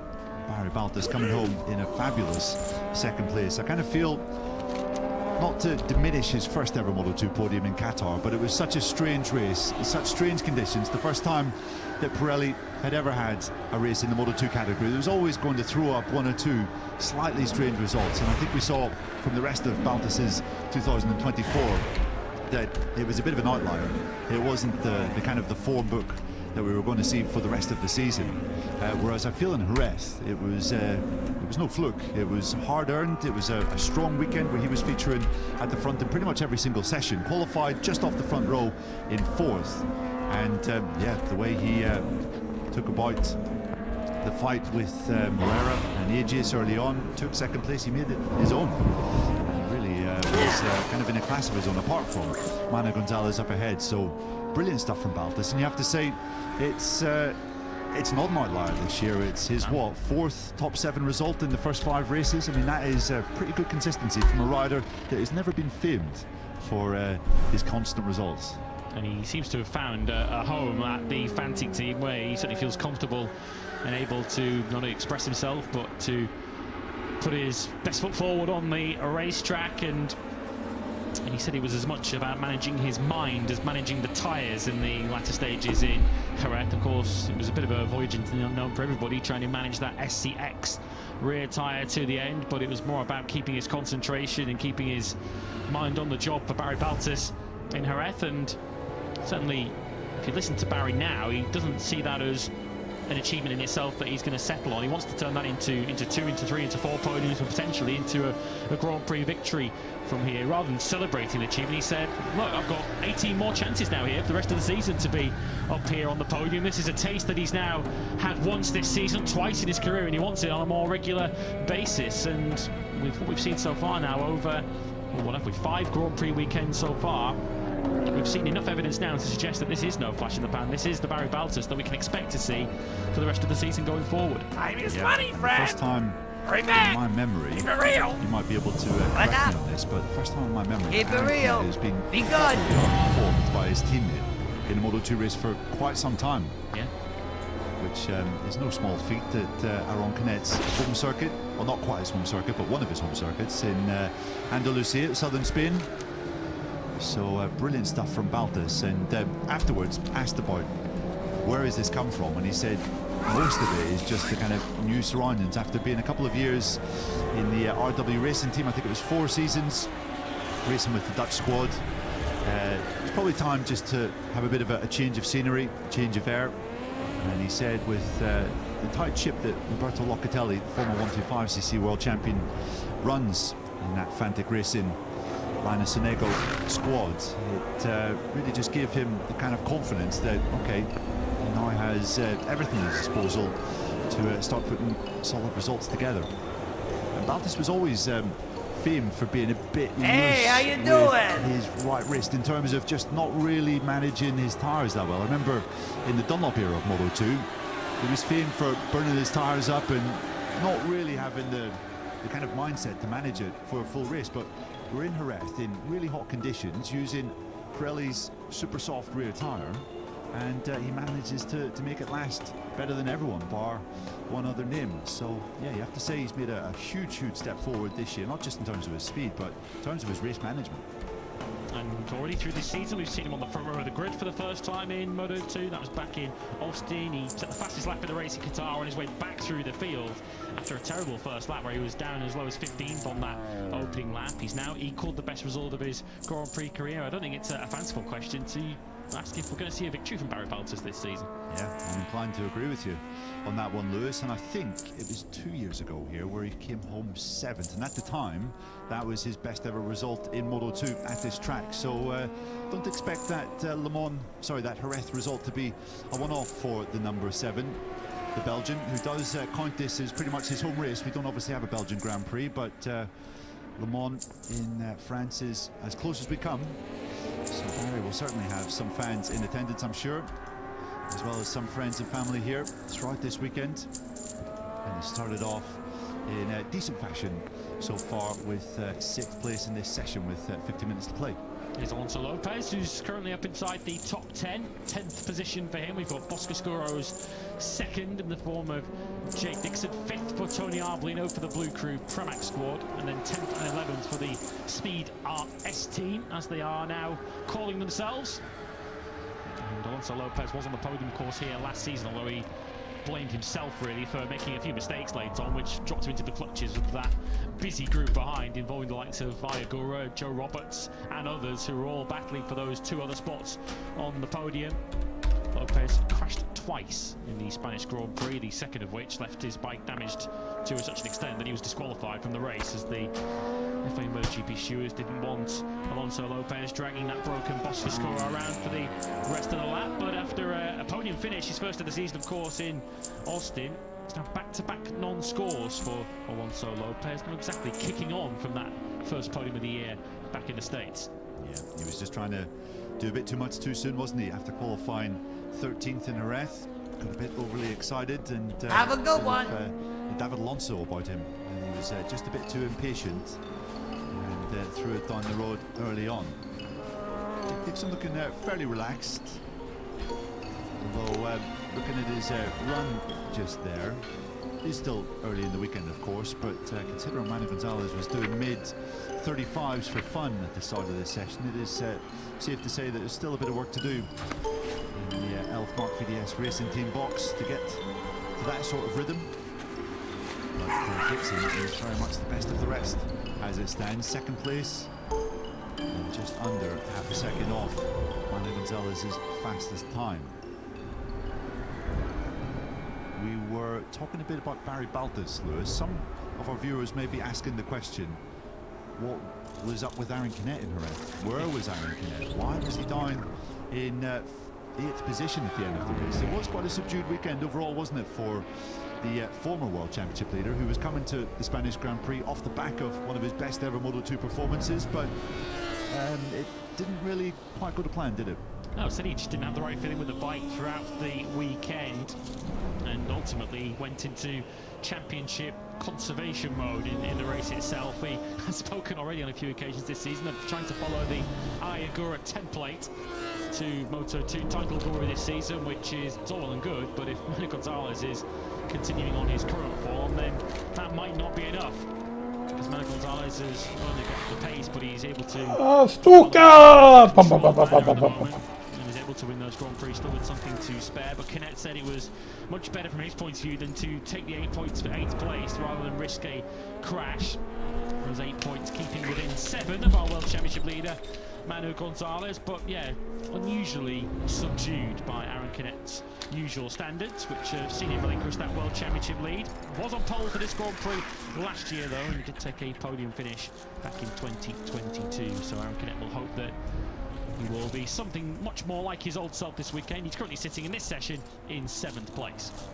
Yeah, and pole position last year was one of his best ever pole positions. Coming here, 2 weeks or less than 2 weeks after breaking his ankle in a hard crash that ruled him out of last year's Spanish Grand Prix. I caught up briefly with Roberto Locatelli, the team manager in Aaron Canet's Fantech Racing team yesterday, and asked him, what was going on with Aaron? Just didn't seem comfortable on the bike. He said it was completely a problem with Canet's mindset, and he wasn't being overly critical, but he was saying last year Canet had a big crash here, broke his ankle. He crashed heavily in pre-season, hurt his left shoulder, but had no serious damage, and then had a crash on Friday and Saturday. And he said after the Saturday crash, I think just a little bit of confidence was drained from Aaron, especially at a circuit which had bitten him quite severely on a couple of previous occasions, and he felt that was completely what was at play with Aaron on Sunday. He didn't say that it was anything particularly with the bike, but yeah, just a little lack of confidence after a couple of crashes built up in Andalusia, but still brought it home, as you said. 8 points is a very good haul on a bad day, and as people always say, it's the bad days when you win your championships. If you're still scoring good points for solid top 8, top 6 finishes on those bad days, then yeah, you're not doing too badly. So expect to see more of the number 44 here this weekend, currently in 7th, just a place behind his teammate Barry Baltus. But look at this from Manu Gonzalez. He's not content with being nearly half a second clear off the rest. He is going to try and put another marker down in the sand here. Just glancing back through Aaron Canet's results from last season, he had 6 That is scores locked. last season in Moto2, which certainly played a part in why he was unable to keep Ayagura guessing right the way to the final knockings of the season in Barcelona. So that will certainly have been in That the is mind of Aaron locked. Canet when he was trying to bring that bike home. In the end, here comes Ethan Guevara, who's certainly not showing any ill effects of the broken foot that he sustained in Jerez. He's up inside the top 6, so 5th and 6th at the moment for the Blue Crew Pramac Yamaha squad. But Manu Gonzalez, not content with the lead at 0.4 of a second, might be about to double it here as he goes across the line. It's a 1:35 flat now, 1:35.060. He does double his advantage back out to 0.8 of a second.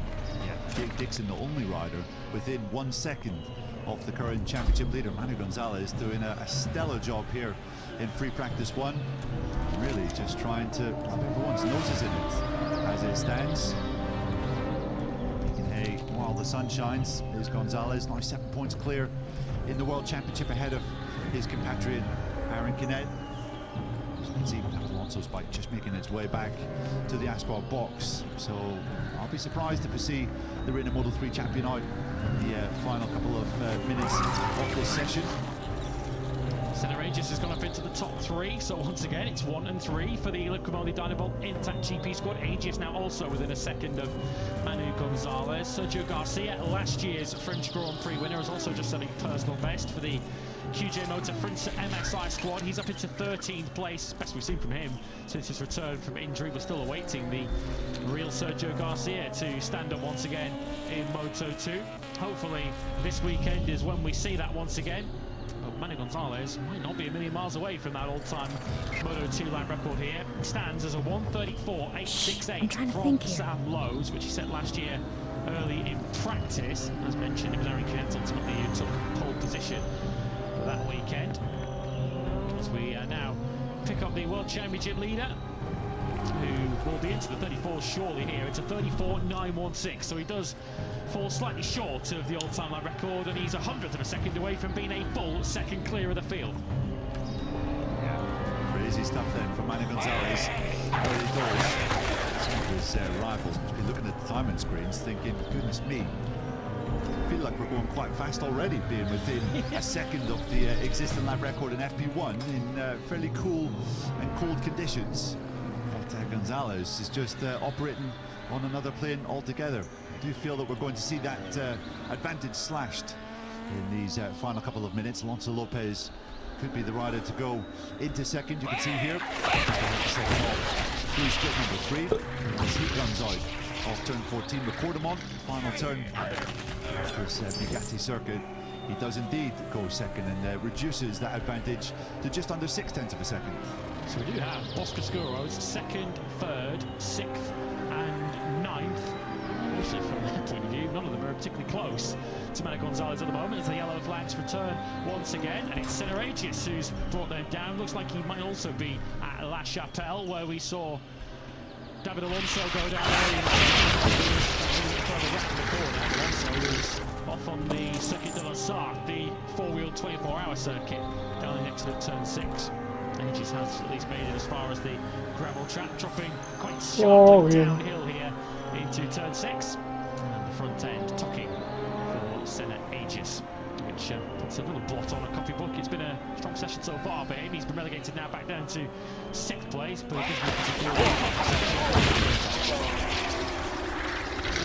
6th place would be a decent result for the Australian, although he might get shuffled down outside the top 10 as a result of some late improvements coming in.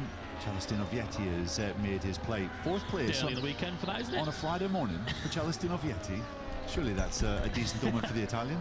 Yeah, Celestino Vietti, who around this Le Mans circuit has never been on the podium. He also missed this Grand Prix last season as Jake Dixon is now.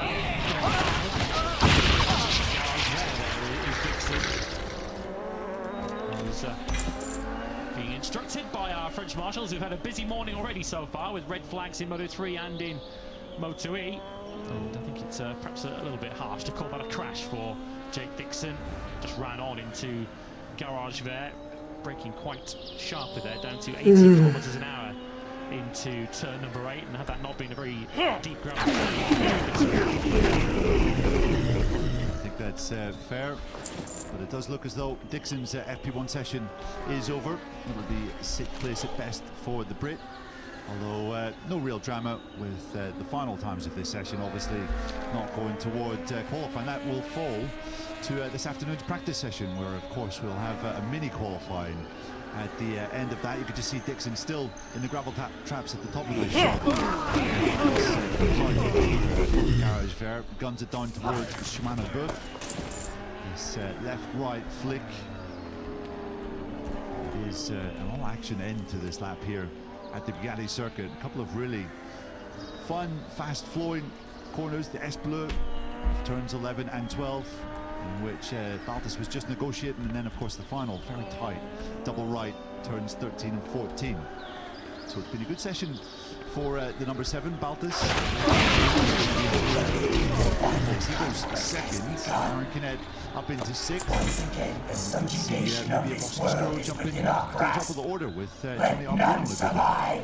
Diogo Moreira was also on a good one, but as you can see there, he has rolled off on this lap and now takes to the escape road, which we've already seen in the action already this morning. It's been a dramatic start to this Moto 2 weekend, hasn't it, with the 3rd in the World Championship, Jake Dixon going down, albeit It's a very slow speed. We had that collision right at the start of the action between Darren Binder and Texas. I don't have a target. At the moment, reaching the commentary box of either line of the medical centre, which we can only take as a positive sign.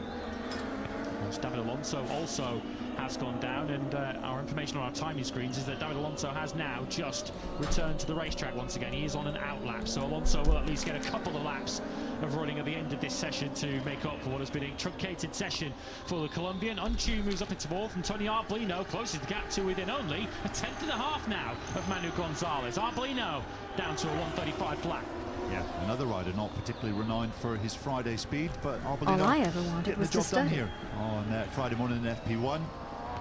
Gonzalez crosses the line just 4/10 off his quickest time, so doesn't look as though the number 18 is going any faster currently. Philip Salas has just jumped up into 6th. He was outside the top 18 places prior to that final lap time. And what of Aaron Canet? He's been a little bit quiet in this session. In 9th, jumps 2 positions up into 7th.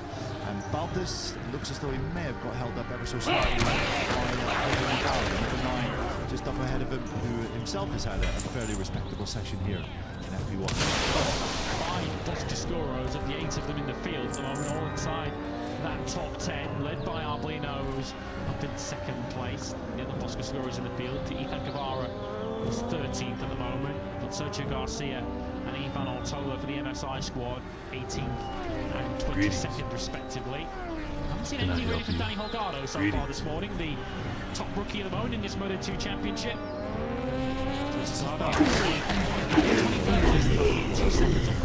Yeah, I was expecting this to be another strong showing for Hold them back as long as so far possible. in Moto 2. Just looking back at his Moto 3 record here, has been absolutely stellar. Won the 2023 Moto 3 race in fantastic style and came so close, as Lewis previously mentioned, in that fight with his current teammate David Alonso last year. So certainly when it comes to this circuit, he has been a slightly uncharacteristically slow start from Holgado so far. Finds himself a little further down, 24th currently, 1.9 seconds off Manu Gonzalez's quickest time. Well, I don't know what they've been putting on the cornflakes down at Speed RS, but it certainly worked for Celestino Vietti so far. Vietti back into the top 3, so Boscoscoros 2 and 3. But Alonso Lopez also up in 5th place for the Speed RS squad. Celestino Vietti to be this competitive this early in the weekend. And there's another rider who was competitive in Jerez that we haven't really touched upon so far, Albert Arenas. Steps in the right Don't direction give up. for him. We although must once again prevail. it was a lofty qualifying that he didn't necessarily convert into a similar kind of result. Not that a finish up inside the top 6 was a particularly bad result for Arenas. 7 seconds off the race where he started second. He does feel they're closer and more consistent now than they were perhaps when this season began. Arenas up into the top 10, and Jake Dixon, who did pick his Boscoscuro back up out of the gravel trap, now makes it 3 Boscos inside the top 4. Dixon now up into 3rd place. Good stuff this from Dixon, who obviously has got his bike running again after that little mishap down at Garage Vert. Luciano Castro with the pen in his hand. Crew chief looks on, and it's been absolutely for Mark VDS squad and for the Boscoscuro chassis than it really at any point that we saw in the Spanish Grand Prix at Jerez. Decent late speed as well from Denis Onju, who got himself up into 7th, and great to see the number 16 of Joe Roberts back inside the top 10 as well. We didn't really mention his Spanish Grand Prix, but I think if you look at his results in the last 3 outings, certainly see that there have been 15th. Qatar was another small step towards the front. He better.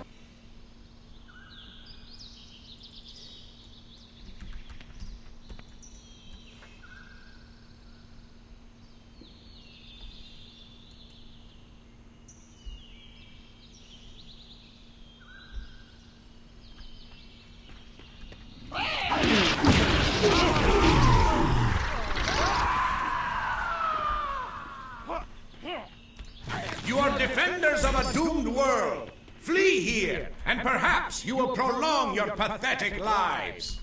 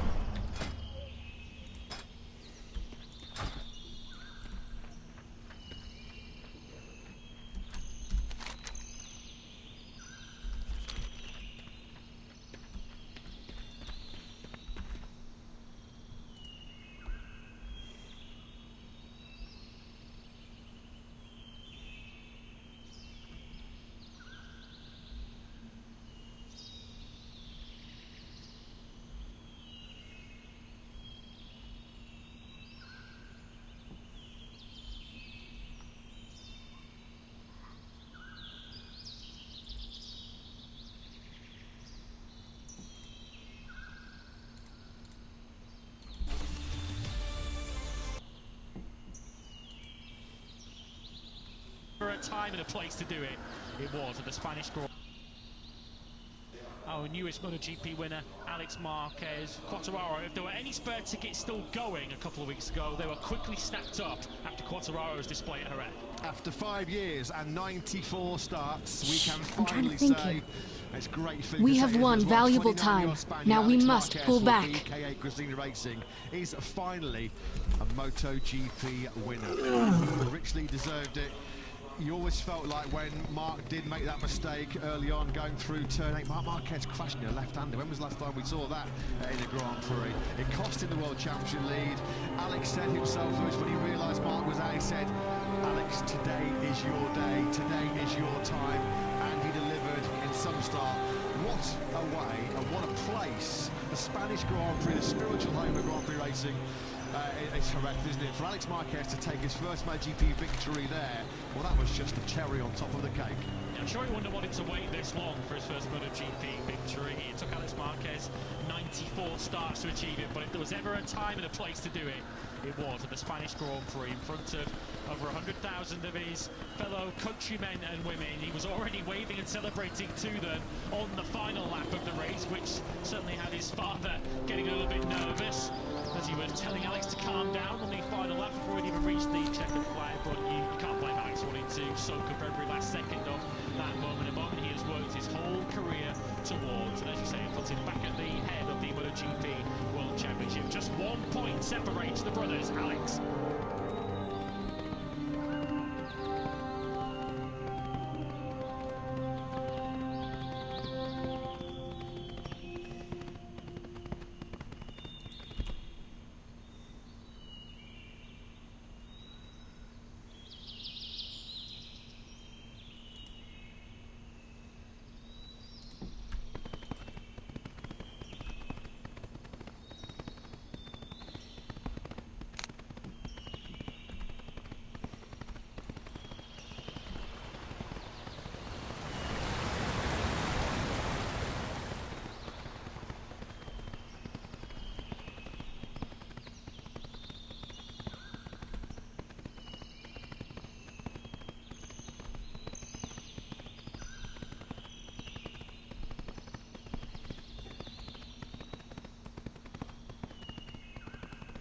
Ahead of Mark.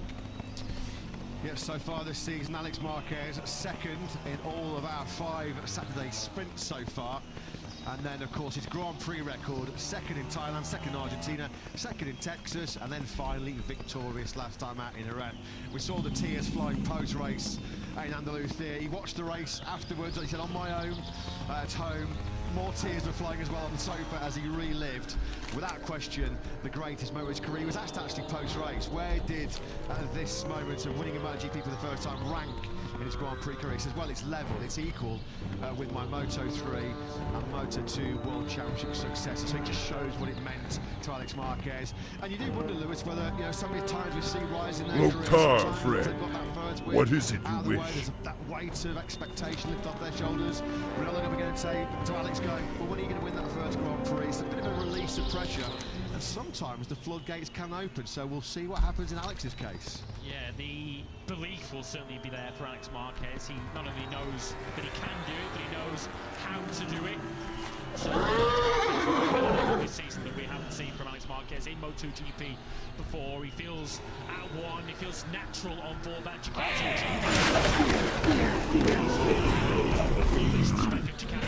I need to target something first.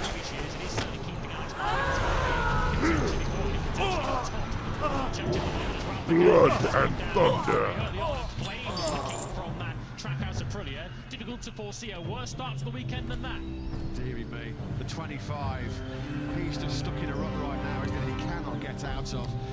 Sort of drew a bit of confidence from the Monday test in Jerez, where they worked on setups and just got him into a position where he was enjoying riding once again, and that's just the worst possible start.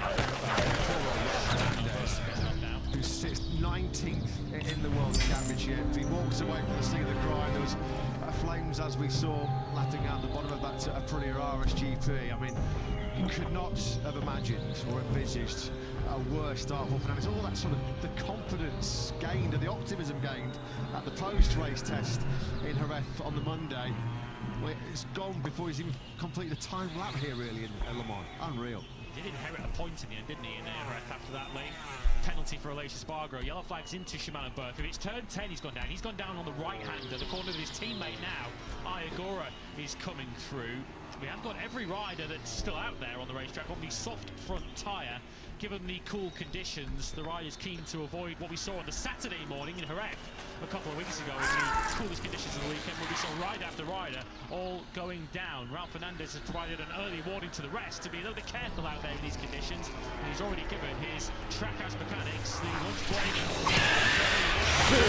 to get that bike ready for this afternoon. Only the points in Jerez after the Aleix Espargaro tyre pressure. He really is suffering, isn't he, right now? Just this confidence crisis at the moment. Let's run through a bit of early housekeeping here this weekend, because there's plenty to keep you abreast. Pedro Acosta, as you can see on screens, he underwent a successful surgery on his right forearm to correct. I require a target. Said dogged him in Qatar and the Argentina weekend. Nothing too serious, but it was at that post-race test on Monday where he really did hit problems. Even on the shorter runs, he was getting chronic arm pump. Acosta, as you can see, he's out on circuit. He was declared fit here yesterday to participate in this French Grand Prix. Another rider who did undertake an arm pump operation immediately after Jerez was Idemitsu LCR Honda rider Somkhiat Chantra. Chantra is continuing his recovery and rehab away from Le Mans. He had some medical checks in his European base in Barcelona with Dr. Javier Mir, and they felt the best option for Chantra was to sit out this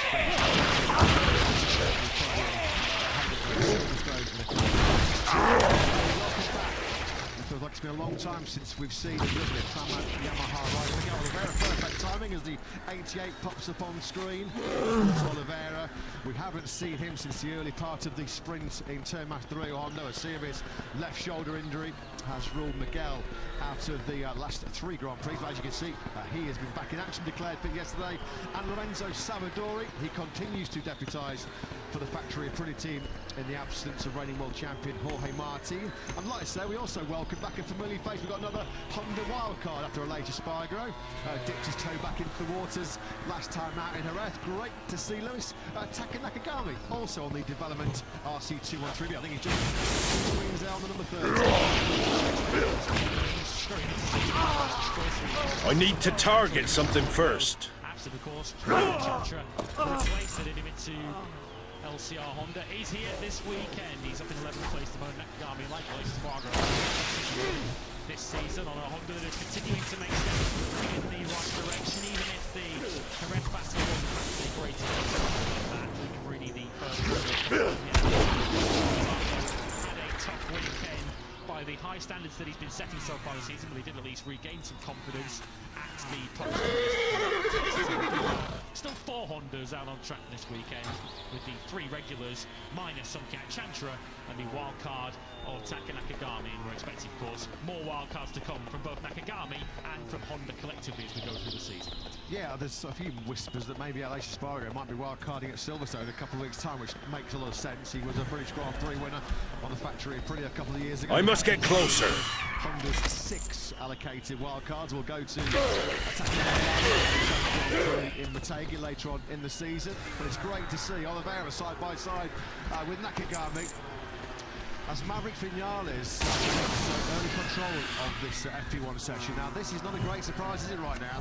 Vinales has a stellar record around this Le Mans circuit. Cashing minds back to 2011, he took his first ever Grand Prix victory on a 125cc machine, just his 4th Grand Prix. He's a GP winner here. He's podiumed here for Suzuki and Yamaha in Grand Prix. Podiumed for Aprilia in the sprint here last year.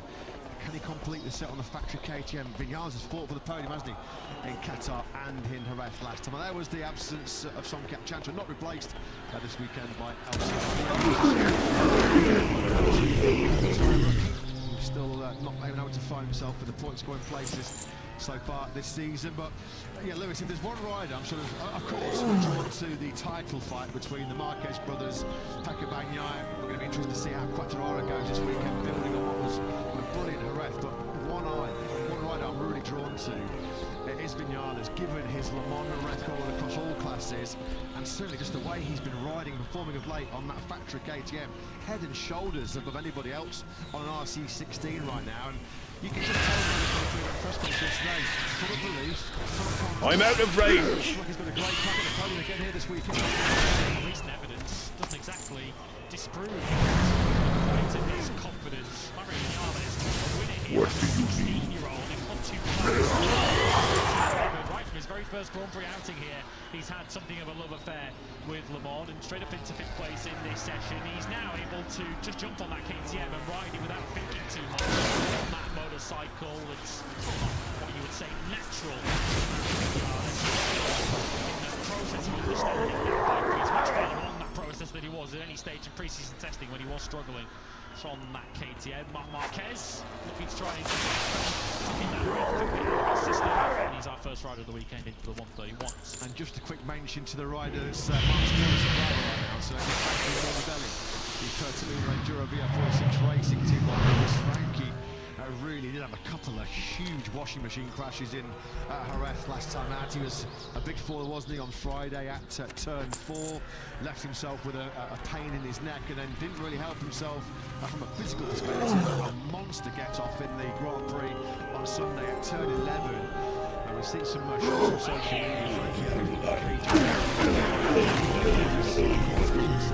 He's also never been declared fit here this weekend, and he was briefly second because the French fan, you might have already heard some of the air horns going off in the background there, the klaxons making a right old... I must get closer. Fabio Quartararo already delighting the home fans as he slots himself up in a 2nd place with a 1:32 flat. Yeah, Yamaha brought an update to the French Grand Prix. If you were following the test, which you were in Spain, so it was a nationwide blackout through that particular Monday, but they did run a new engine, which Fabio Quartararo and Alex Rins were very happy with. They said it gave them a little bit extra top end, an extra couple of kilometres an hour up in 5th and 6th gear, which wasn't necessarily the most important factor in Jerez. That a circuit didn't have particularly straight, but it didn't impact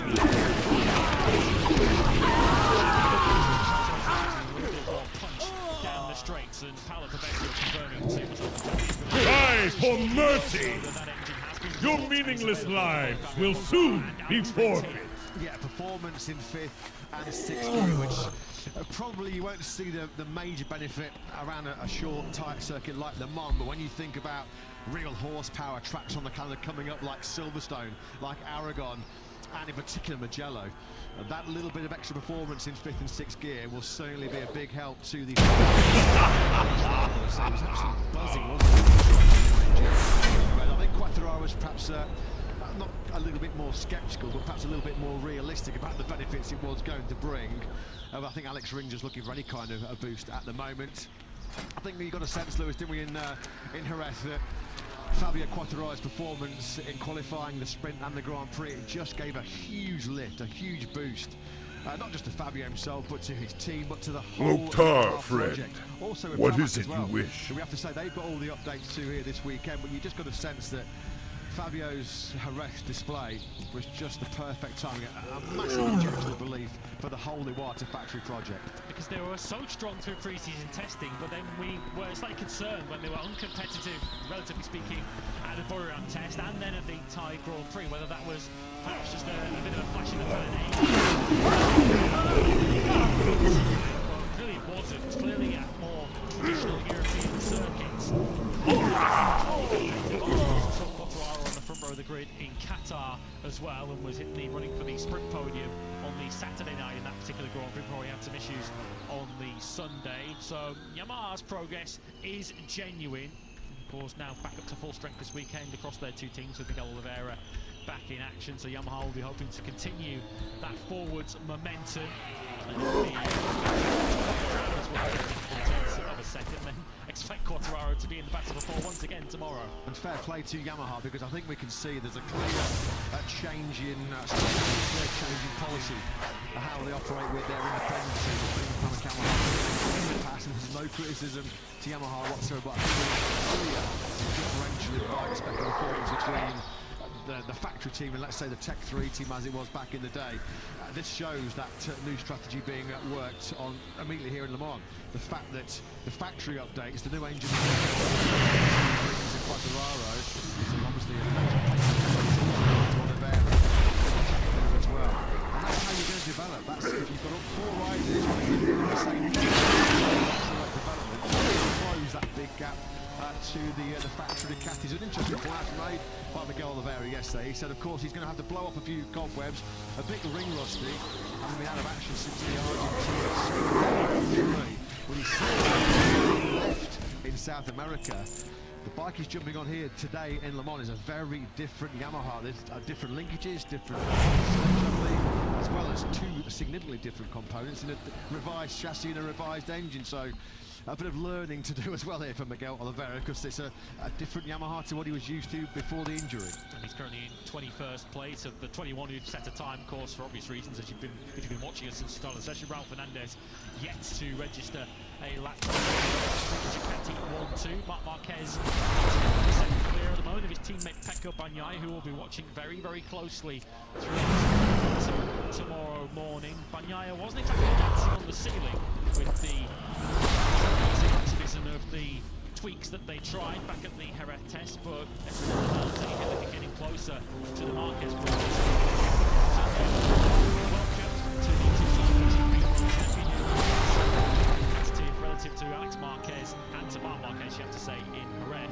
Bagnaia might feel he's got away with one at this stage of the season to be on 20 points on the World Championship lead.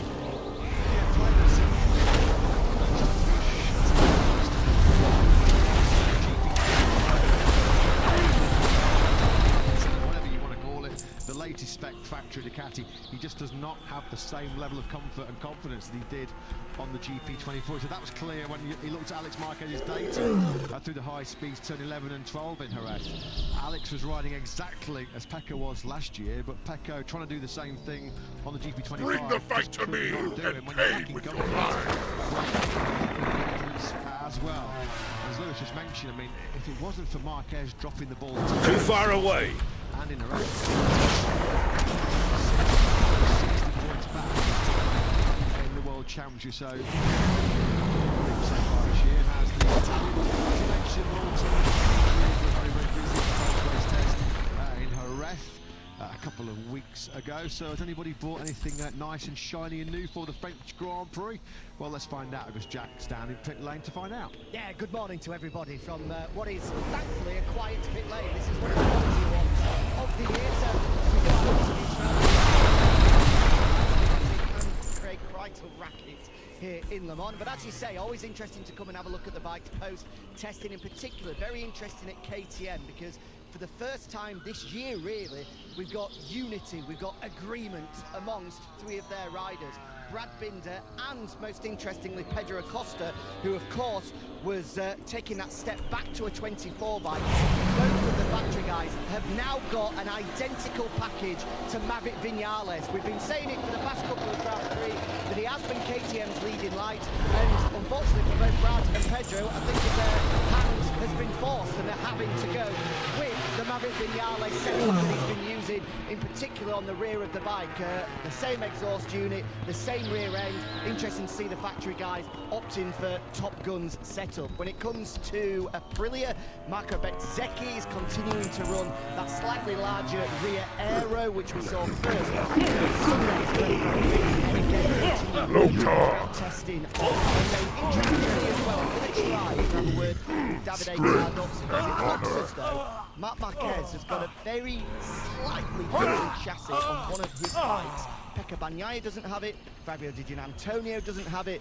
He didn't go out and do his first run on the bike, but when was the first time that we've seen Pecco Bagnaia not receive a direct upgrade from Ducati? That must be the first time in a very long time that Marc Marquez, or Bagnaia's teammates, full stop, has had a preference in terms of new items coming.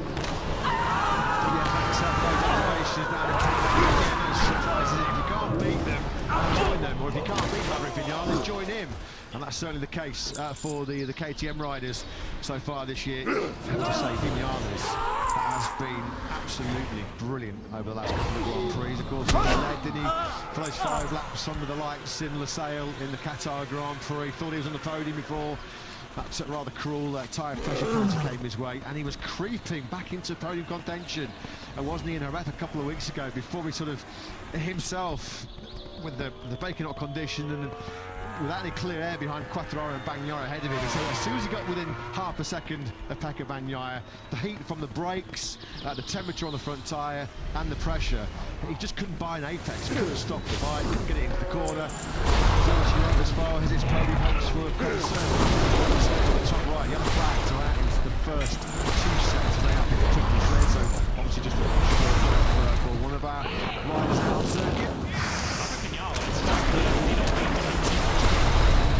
Antonio in the early stages, he felt he had the pace to potentially go with Alex Marquez in the Spanish Grand Prix. Of course, a very difficult circuit to overtake, even by modern MotoGP standards. It's quite tight, quite narrow, straight to speak of, so it's difficult to get yourself out of it. Maverick Vinales found that to his cost in Jerez, but 4th place, of course, still the best result that he's actually been able to keep so far this season. And you can't blame Brad Binder and Pedro Acosta, can you, for trying to ask KTM, hey, what's Maverick got that we haven't got, that we could potentially take some advice from this weekend? Of course, a lot down to the rider on board the motorcycle rather than the configuration of it, but certainly Pedro Acosta and Brad Binder have seen something that feels that it might be a direction worth following. Yeah, Vinales said that he was super strong through the fast corners in Jerez, which is somewhere that his teammate on the other Red Bull KTM Tech3 machine, Enea Bastianini, are really suffering. It says really suffering mid-corner, particularly with vibration through the high-speed section, something that Enea was working on at post-race test. Interestingly, Vinales said what he felt one of his real key assets in that Spanish Grand Prix throughout the weekend was just how he was getting that RC16 punch out. I'm out of range. So if he can sort of get that acceleration, drive grip that he had, has returned to finish what was begun so many years ago. This time, there will be no escape. For the 30-year-old Portuguese rider, he really has had some wretched luck, hasn't he, over the last couple of years, has Oliveira. He's missed 9 of the last 11 Grand Prix through injury. Of course, you have to cash your minds back to see the flyaway run last year where he missed all of our flyaways. He had that electronics glitch rule him out in Mandalika. He's missed the last 3 Grand Prix, so let's hope finally there's some good luck in the offing for Oliveira Lewis. Yeah, broken right wrist that ended last season, of course, the ligament damage to his shoulder, his left shoulder, back in Argentina. Generally, when Miguel Oliveira gets injured, they're long-term layoffs, aren't they? So we're hoping that that's the last friend. For this season. What is it you wish? Right, of course, for the Pramatina, we'll be starting a special livery on Sunday with very much a French flair to it. Has already begun. Soon, the heart of your world will beat no more. Be able to pick them out on Sunday on that French flavoured livery. Sunday where we're not quite sure what kind of French Grand Prix we're going to see. Of course, relatively bright and pleasant conditions at the moment. The worst of the weather at the moment forecast to arrive for Sunday's French Grand Prix. Yeah, Michelin fully expects, of course, they've got a lot of experience of how cool it can be here, the conditions here in Le Mans. This weekend it is the softest tyre allocation that Michelin bring throughout the entire season, just to avoid some of those sort of perilous early cool morning conditions which we've seen several riders get caught out. Now, the big weekend for Johann Zarco down at LCR Honda Castrol, his home Grand Prix, of course, looking for a 4th podium here in France in MotoGP. And it's great to see, of course, his former rider back, Taka Nakagami, continuing some development for HRT. Let's get some early weekend thoughts, all kinds of gossip about Johann Zarco's future as well, floating around this Le Mans Plateau. Plenty to get our teeth into with LCR Honda boss Lucho. Checking out who joins Jack. Yeah, he does indeed, out the back of the LCR garage. We'll touch on Johann and what a big weekend it is for him in a moment. But firstly, Lucho, just one rider this weekend, sadly, with Somkiat being out injured. Can you just update us on his condition? I imagine we'll see him back at Silverstone, but how is Somkiat? Well, he's, of course, we are not, I mean, we are a little bit sad, of course, that he's not racing here. He will be definitely, I'm positive that he will be back on Thursday, Friday, Silverstone. Let's say that Acosta did the same operation. He's racing here and he is not. The reality is that Chandra had a much more invasive surgery because basically he already had done the same surgery twice. So the Dr. Mir this time decided to take out completely the muscle coating, and that's why with the more invasive surgery he's not able to race here.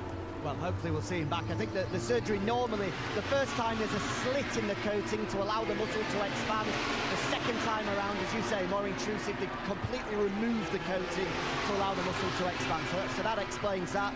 Looking at this weekend, you don't need me to tell you, quite a big one for Johan. There's going to be nearly 300,000 people over the weekend cheering him on, and I think they've all got confidence and expectation. It could be a big weekend. Do you have that same optimism?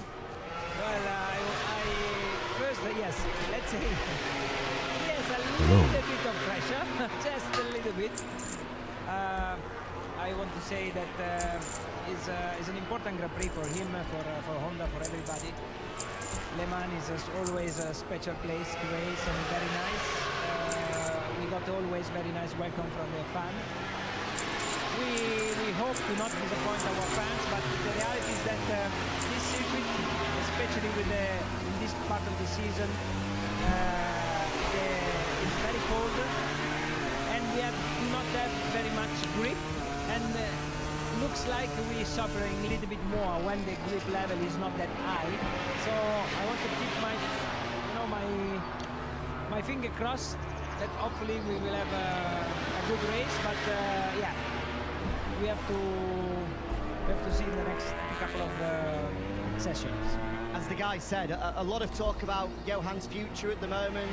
There's no secrets. The talks are ongoing. You told us that in Jerez. Johan has made no secret of his desire to move to the factory team. At this current moment, Lucio, what is the most likely scenario? He stays with you or he goes to the factory team? I mean, of course, we wish to continue to work with Johan. I think we have created a very good bond between the engineers, with him, with the team. There is, I believe, the correct environment, and will be, in my opinion, will be pity to, let's say, to change completely. I also understand, of course, his point of view, but I want to say that here in LCR we have the same material, we have the same factory specification, development and parts, so I don't see very much the point unless the prestige to race for the factory. But is out of my, let's say, control, so HRC will take the correct decision. We spoke with Johan yesterday and he complimented you and praised you. He said it's the first time he can have negotiations or contract talks and speak 100% openly and honest about his feelings, your feelings. So how nice is that to be able to have the opportunity to speak truthfully to someone in these difficult talks? I mean, I always trying to be, you know, to imagine myself also on the other side, you know. And then I also was a rider. I'm here since 40 years almost. So I know how is the situation, and I fully respect all the opinion of all the parties, and I just do my best and keep my finger crossed. If not, we will take another challenge, and I'm sure that Honda will continue to support us the best way as they are doing now. Thanks, Lucio. Have a good weekend. Thank you. Yeah, thanks ever so much, Jack. As always, great chat with Lucio Cecchinello. Yeah, there is a lot of talk behind the scenes about Destination 2026 as far as Johan Zarco is concerned. And as Lucio makes a very valid and good point there, the RC213V which Johan is running is pretty much identical in spec to the factory camp, but it is that key word, prestige. the honour, particularly of being in the factory Honda team, which is something that so many riders aspire to when they are coming through the ranks. Of course, potentially there is only one possible slot in the official HRC camp next year. Luca Marini of the two with Joan Mir is the only rider out of contract, but you have to say there's not really any clear indications at the moment from HRC sources that they're sort of entertaining cutting Marini loose at the moment. We know that Luca, a very sort of methodical, analytical rider who's done so much himself behind the scenes to get the RC213V back into shape. Of course, there's the rumour about Toprak Razgat, the old glue, coming up from World Superbikes. Pedro Acosta has been linked with the factory Honda team as well.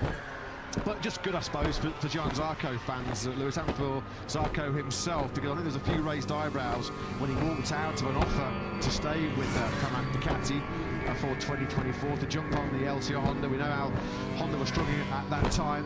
It just shows actually what a pretty good decision and a good career move that was, as far as the 34-year-old Frenchman was concerned. Yeah, because with no disrespect intended to Johan Zarco, I think one or two were concerned that, given how his very short stint at KTM came to a close, whether that would be a good move for Johan Zarco to jump on a motorcycle, which clearly was less competitive than the one that he was on previously at Pramac. But Zarco has done a superb job for that team from the moment he joined them. And to underline his case for a spot in the factory team at the moment, Johan Zarco has as many points as Luca Marini and Joan Mir put together in the factory team. They each would have 43 points apiece, Zarco and the Honda HRC Castrol squad, although part of that is down to Joan Mir's lack of checkered flags that he's seen so far this season. 4 out of 5 Grand Prix on a Sunday have seen Joan Mir fall short of the checkered flag after he went down in turn 6 in Jerez. So Joan Mir in particular will be expected to step his game up and start bringing the points in for Honda. Yeah, Zarco only 13 points away from beating his whole points tally from 2024. Great start to this season. You saw on screens while we were listening to Lucio Cecchinato a little tip-off at turn 8 down at Garage Fair for Frankie Morbidelli. Good to see Frankie actually declared fit here this weekend after a couple of, as you mentioned, real high-speed get-offs in Spain. Just running on the outside curve there, wasn't he, on the ripples, and just washing out the front of that Ducati GP24. So Morbidelli quickly able to remount and return to the pit lane. He was, well, he is, as it stands right now, 8th fastest. It's Marc Marquez with a 1:31.099 that leads the field, with about a third of this FP1 session remaining. Bagnaia in second place, just under 3/10 adrift of his Ducati Lenovo team teammate. World champs leader Alex Marquez is third fastest. And a good morning so far for French fans, as Zarco sits in 4th place, Quartararo in 9th. It's Fermin Aldeguer, the impressive rookie, just got himself up to 11th on the BK8 Gresini Ducati GP24. He's crashed out the top 5 in 2 of the last 3 Grand Prix, 4th in that Qatar Sprint, 5th in the Grand Prix.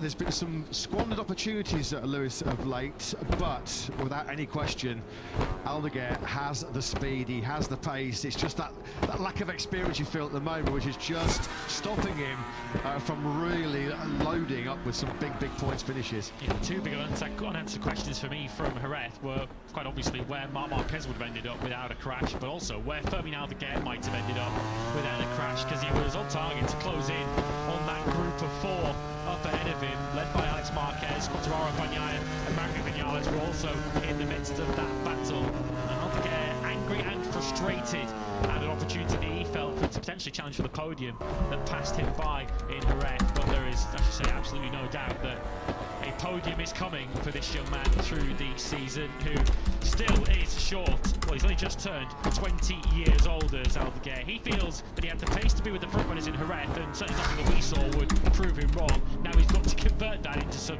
genuine results. Yeah, there's no question he's got the promise, he's got the potential, he's got the speed, and you do feel the first big result not too far away for Aldeguer. Well, they're back at the top of the MotoGP World Championship, the Gresini Racing Squad. What a job they've done over the last 3 or 4 years or so, and they are winners for the first time with Alex Marquez after unforgettable Spanish Grand Prix in Jerez a couple of weeks ago. Always delighted to welcome onto broadcast the boss, Michele Massini, who's the Jack. Yeah, who's managed to dry his eyes at this point 2 weeks later. The last time we spoke, Michele, your eyes were filled with tears, filled with emotion. Have you managed to come back down to earth after that Sunday afternoon in Jerez?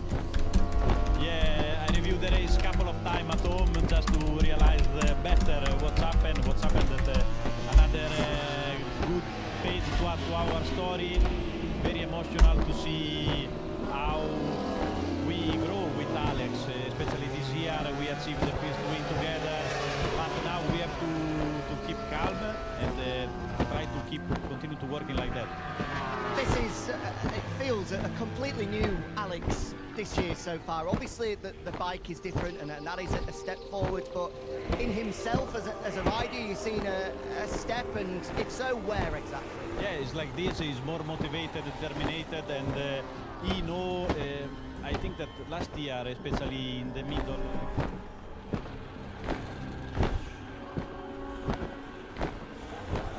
Also with his riding style, also in our work to just to know better how rider and how person he is Alex, because it's crucial to give also a continuity in trust to believe in our rider.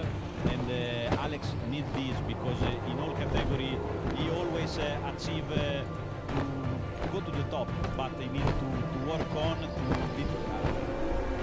have a bit of time to do it. And this year is the thing that can happen this year. Yeah, but especially the key, more determination in himself, and also we know each other well, and I think this is the key. Just finally on Firmino, who's just come back into the box. He was fast in Qatar and made a small mistake, fast in Jerez, made a small mistake. It feels as though that big performance is coming. Is this a circuit he likes? Is this a venue where we think we might see that breakout performance? Yeah. At this moment, so far we can make some little mistake, I mean, because he's faster. So if he's lower, we cannot make the mistake. But he's really grow up very well, I think. And also this morning he started very well. He's so faster in the first 2 sectors. We struggle a bit in the last part, but we have to work on that. But I think that the process will go in the right way. Thanks, Michele. Thanks. Thank you. Yeah, thanks, Jack. Thanks, as always, to Gresini boss, Michele Massini. Alex Marquez, when I spoke to him in the pre-event press conference yesterday, said, yeah, I'm now a MotoGP winner. It feels fantastic. It feels awesome, but it does not change anything. Does it? Fans, young and old, as always, are out here supporting their heroes. Alex Marquez, as always, brutally honest. He said, we have to be realistic. We have to admit, Mark at the moment, his words, is half a step ahead of us. And while it is awesome to lead the World Championship, he says, I'm only there because Mark keeps dropping the ball. Of course, all the points that Mark threw away when he was leading in Kota and then third last time out in Jerez. Those French fans, young and older, already enjoying their experience of this 2025 French Grand Prix, because Quartararo now is fourth from the factory Yamaha, which is putting 1 place ahead of Zarco, number 5 in P5. So both of the home crowd heroes immediately right at the sharp end of the timesheets, which we love to see. Either Fabio Quartararo or Johann Zarco are on the front row of the grid tomorrow morning in qualifying. This place will come unglued. There are roofs on these grandstands, of course, with weather never too far away. I think they may be lifted from those grandstands. It is always a part of the weekend and part of the season that gets the goosebumps on your arms and the hairs standing on end when they play La Marseillaise on the start-finish line before the Grand Prix gets underway on Sunday afternoon. Can you imagine what that must feel if you're Fabio Quartararo or Johann Zarco, to hear that 100,000 of your compatriots singing our national anthem if you're at the sharp end of the grid? And surely, since fans returned to Le Mans, of course, after the global pandemic, surely this is particularly Fabio Quartararo's best shot. Yeah, the last 2 years here in Le Mans, 2023 and 2024, we have had new record weekend attendances for a MotoGP race. Come on, France, give us the hat-trick.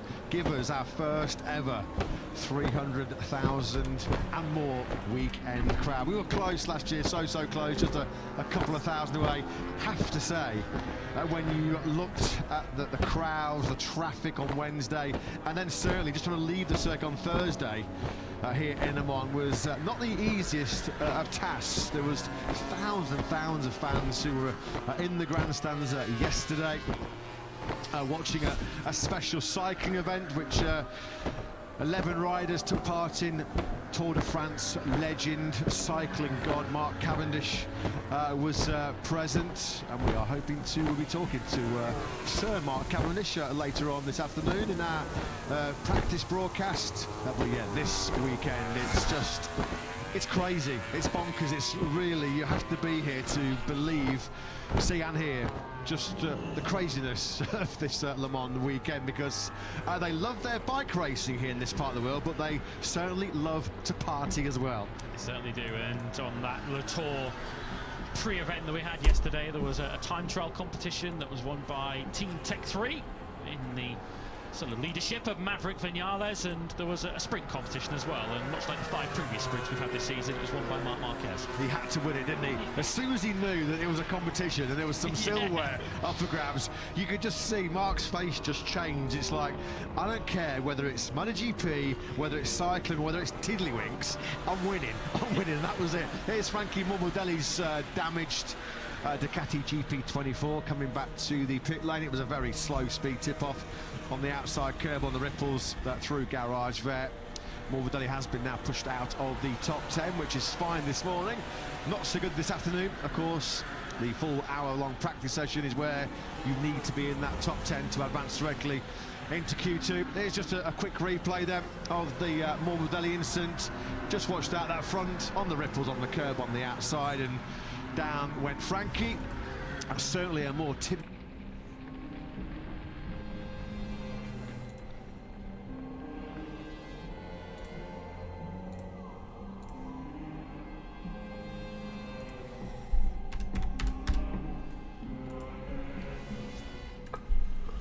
Oops, I messed up a little here.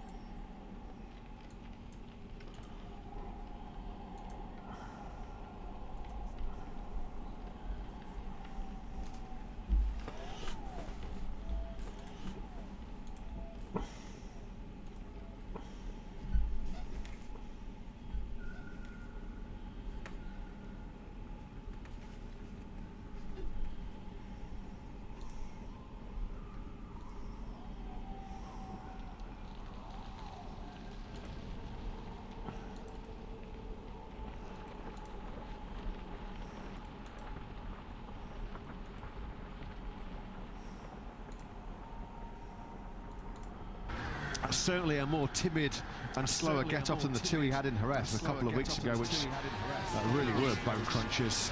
Let's get a bit of an update on our fastest rider out on circuit so far here this weekend. Marc Marquez, a 93, from Jack down in pit lane. Yeah, and it is a new chassis in Marc Marquez's side of the box. It's not the quite radically different 2025 one that we saw throughout pre-season testing, that at the end, of course, famously was benched. It's just a small iteration on the 2024 one, and he is out currently with it at the moment for the very first time. So let's just keep an eye on his lap times to see what Marc makes of it.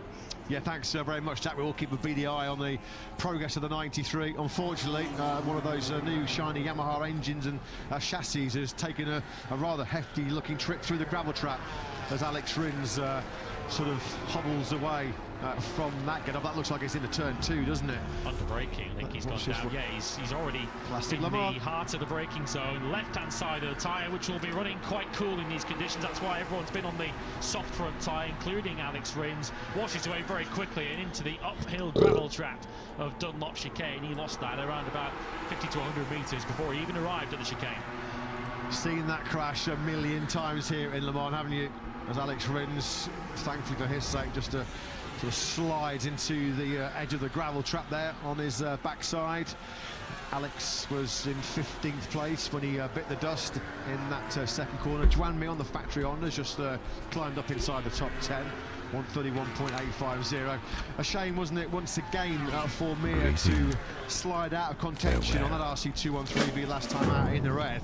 We got the perfect shot, then we were riding on board with Morbidelli's Ducati at the time when they went into the turn 6, the Pedrosa corner, and we saw Mir just lose the front.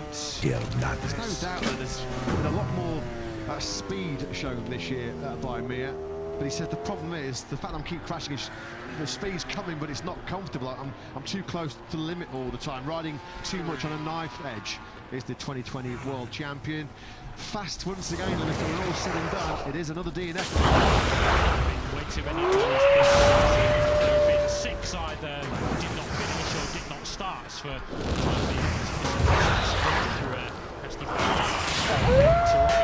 but every time he has seen a checker flag this year, Joan Mir, he's brought it home in the points, and 3 of them were sprints to 9th place. So the speed is most quite definitely there.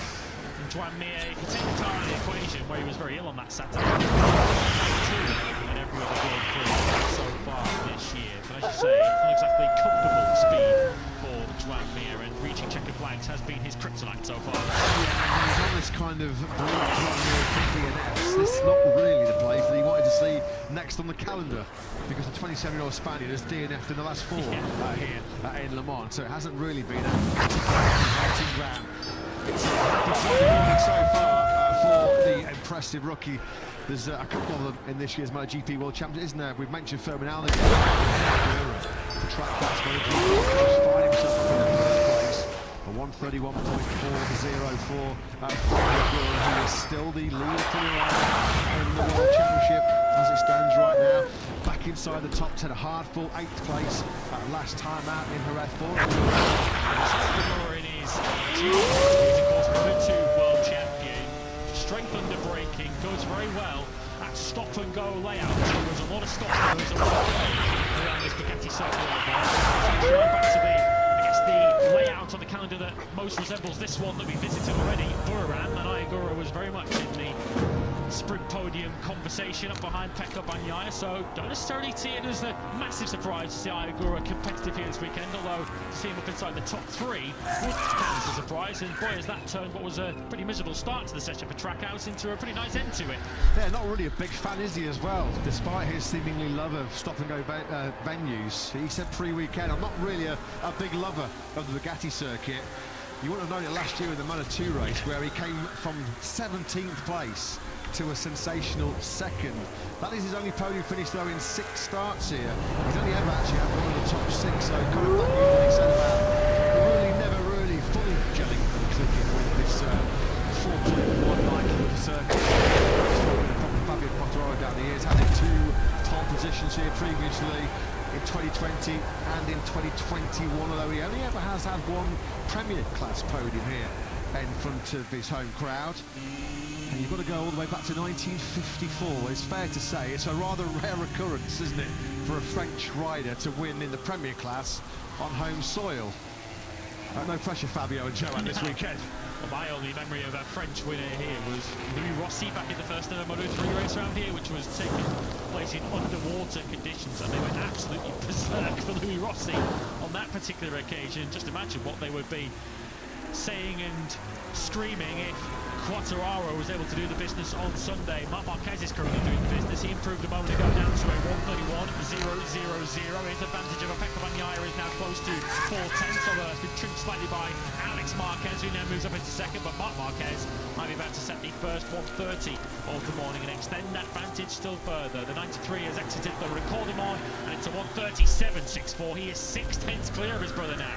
Liking that new chassis, isn't he, Mark? He's loving that new chassis. Gigi Dall'Igna looks on.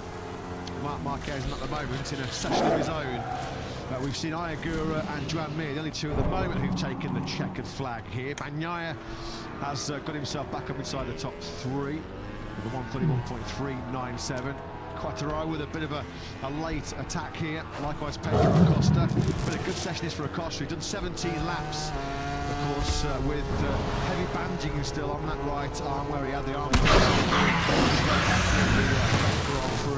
Ninth quickest for Acosta, 17 laps. His big worry was sort of hard braking, hard acceleration zones around here. He's popping the stitches out of that right arm, which does sound rather gruesome and rather nasty, doesn't it? But if he is in some discomfort, which I'm sure he is, he's doing a pretty good job of disguising it right now as he runs off though at the final corner. Binder on another of the factory KTMs fires up into second place. That's a good late surge from the South African, who we've seen very little of as a front-running force so far. How many Fridays have gone to the Brad Binder master plan so far, have they? Because we're yet to see Brad Binder go into qualifying 2. Since Argentina, the last 3, we've seen Binder miss the top 10 on Friday and failed to get into the top 2 in qualifying 1. So this afternoon will be Brad's first chance to John's after his best lap of the morning on his final lap of the morning, and the French riders will finish this first session 6th and 8th. Good job by Morbidelli. He's been on the deck before to turn 8, but he's picked himself up and got himself up into 7th place. But it all looked rather easy, didn't it? All rather comfortable for Marc Marquez, who has rebounded from yet another crushing disappointment of crashing out of victory contention in Jerez. Post-race in Jerez, he just looked completely bemused, completely baffled as to what had caused the crash. He said himself, though, yesterday, having completed a full analysis, just a little bit too optimistic going through that turn 8. This was late on. No real surprise, I guess, for Acosta. So squeeze that front brake on into turn 13 when he's got that recovering right arm. Probably going to see a couple of those little run-offs by Acosta this weekend. There was always had great speed here in Le Mans.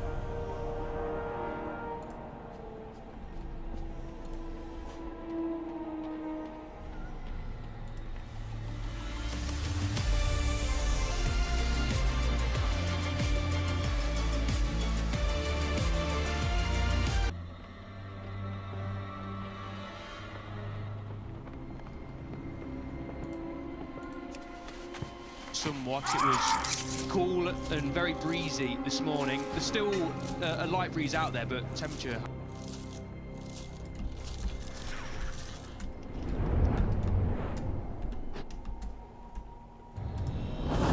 From the start.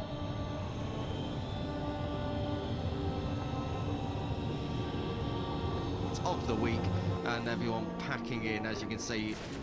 The older generation, the new generation, it is an event for everybody. Will you say Yamanaka only? Moto. And a quarter or so off. So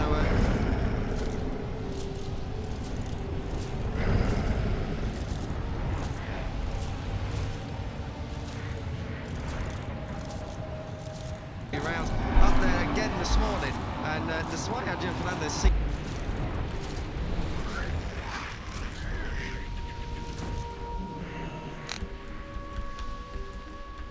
Elune Adore. May the stars guide you.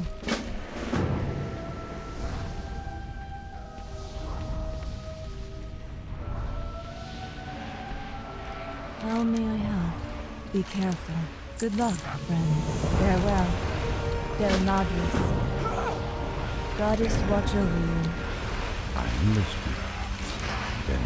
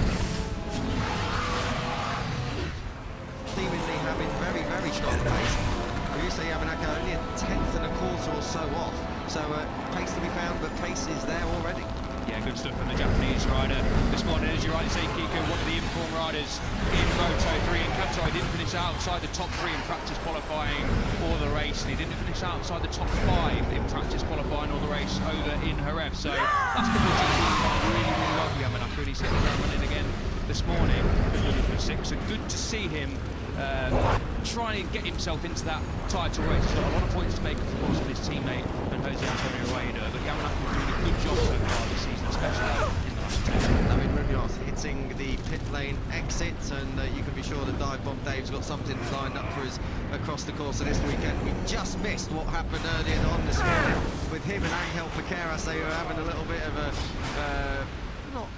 nothing too strong, but for practice, for free practice 1, Piqueras was certainly not backwards in coming forward, and the next time we saw it, there was a bit of a gap between them, and Munoz had got back ahead. So I can have a sense that his way through got the job done as he expected. But Munoz out there this morning in the top 5, he knows.